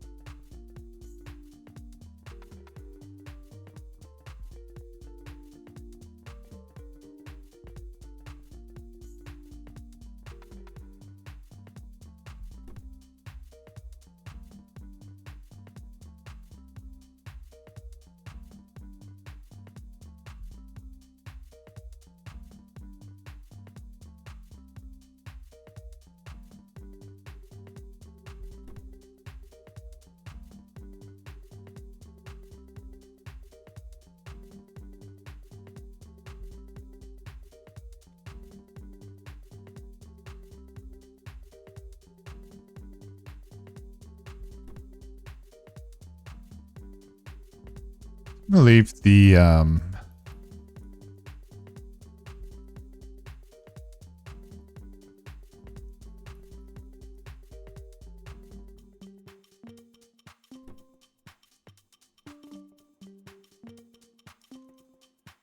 yeah, I mean that's saying for this particular 3156.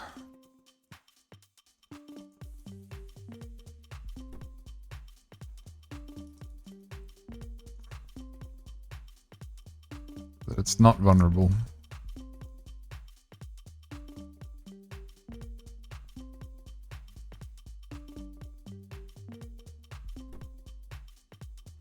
Line peas.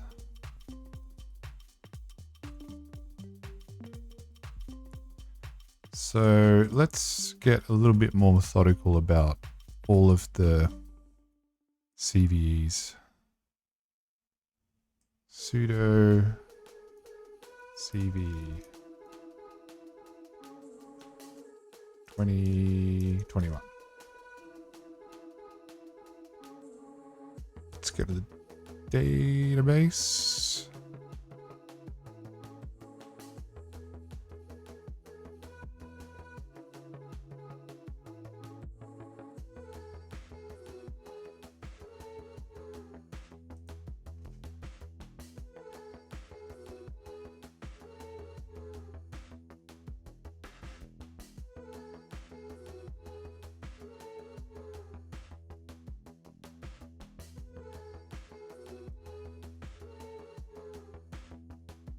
So how can I actually search?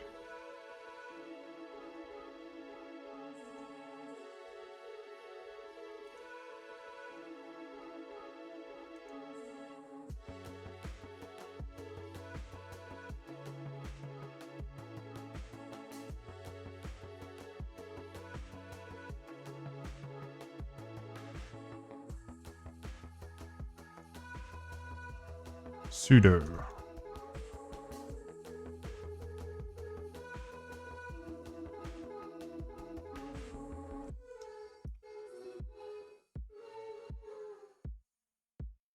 Ah, this website's so slow.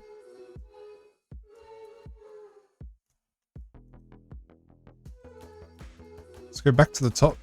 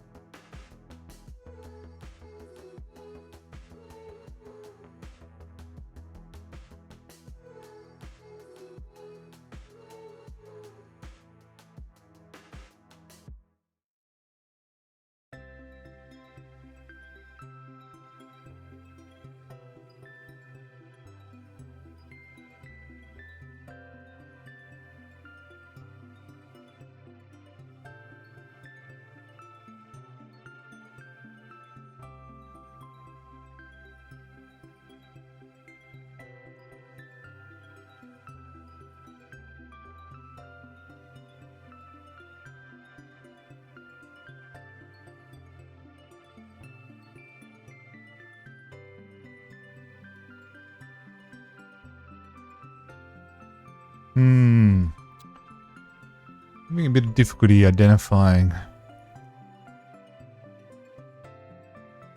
exactly how we attack this. We know there's a CVE. We know it's the Privesc vector.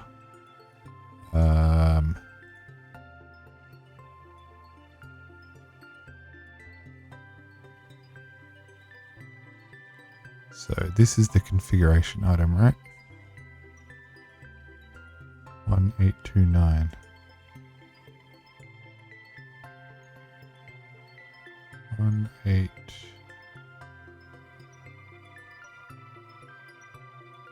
1829.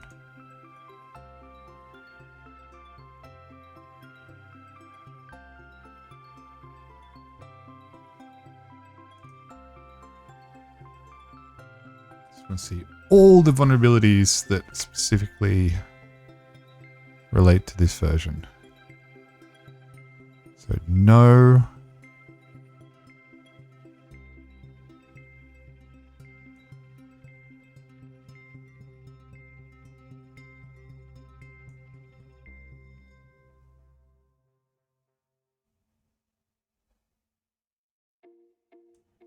No.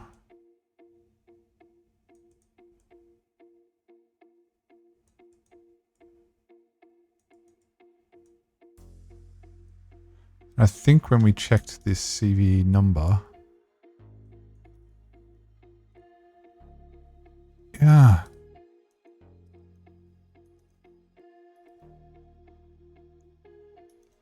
I'm running out of options here. We know what it is.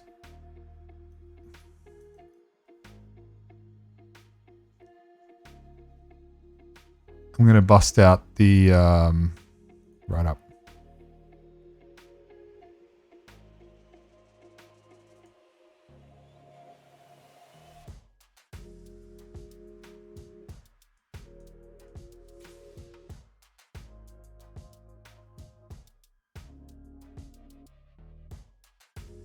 $2021 $35.60.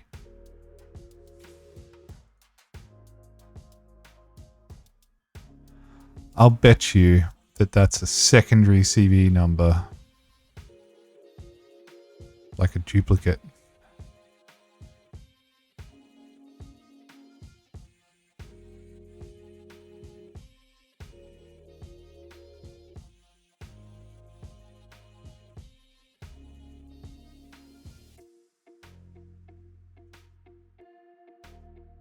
For real?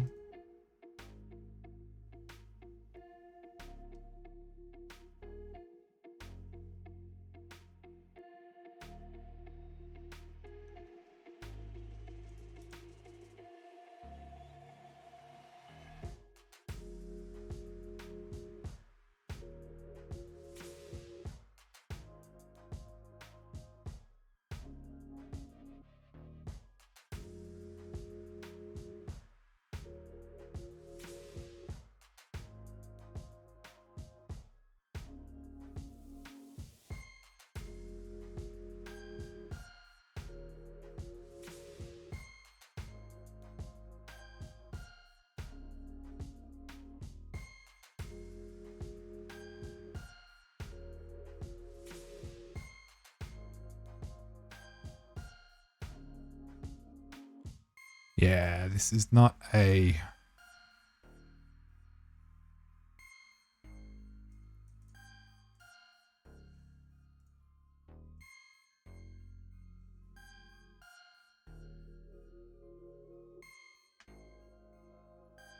It's nothing to do with sudo.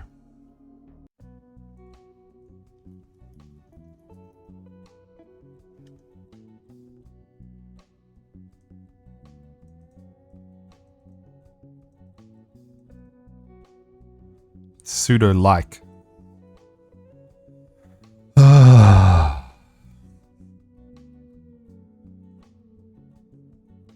know a little bit about dbus as the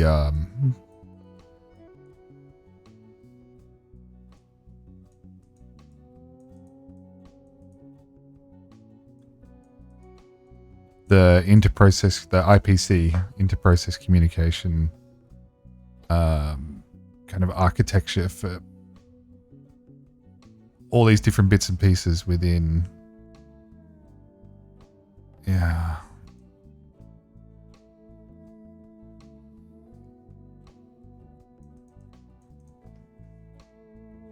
Within the X Windows environment.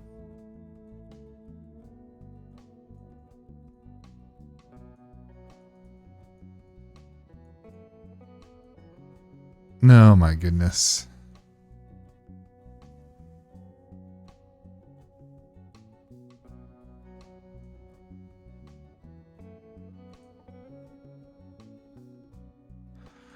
Okay.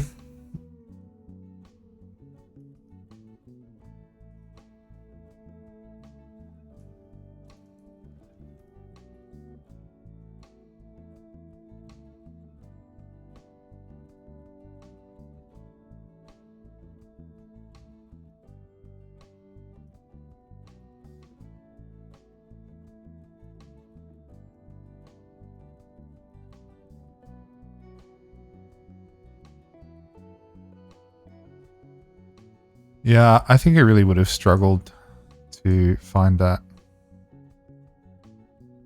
So let's do this. Let's duplicate that. Let's go back to the write-up and see what it has to say.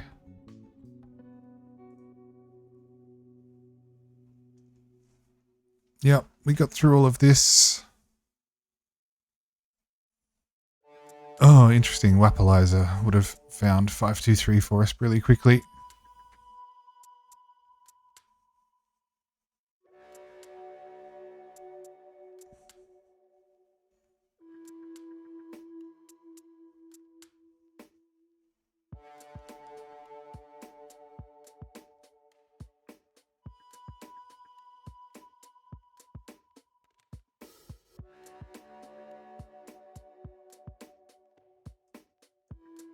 Okay, so it does say use linpeas.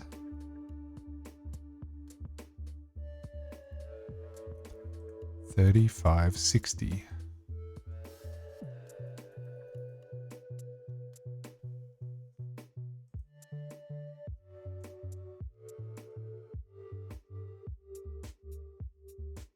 But sudo is not vulnerable to 3560. It's this polkit package, which is part of polkit D, which is part of the whole Xwin, free desktop ecosystem. It's just you use sudo to abuse it. Or maybe I'm missing something here, like sudo is not being exploited.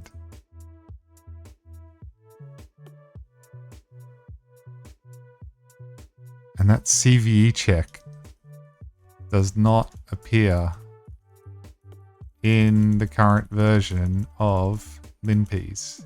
Now, this box was built in 22. Okay, so obviously linpeas has had about 1 billion releases since then.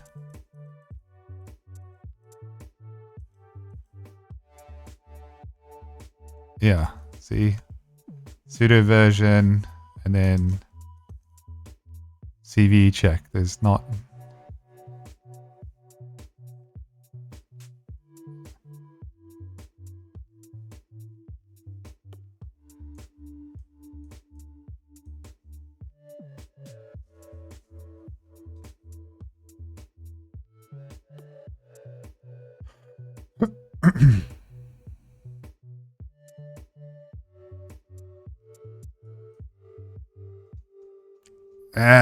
Okay.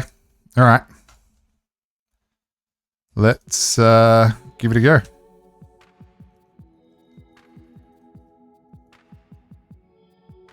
Oops.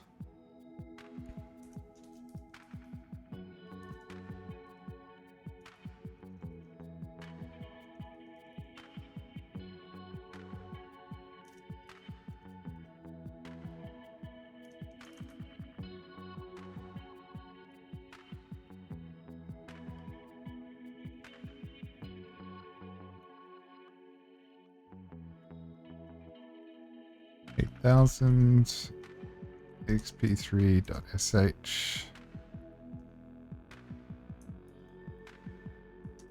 Okay, chmod +x exp3.sh. Run.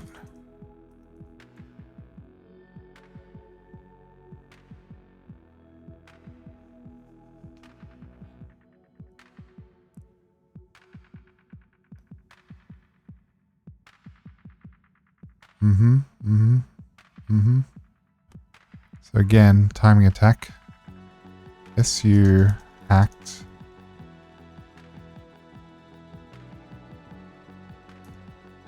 Hacked.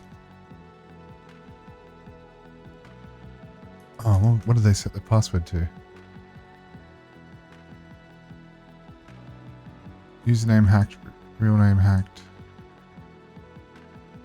Set the password hash for password. Huh?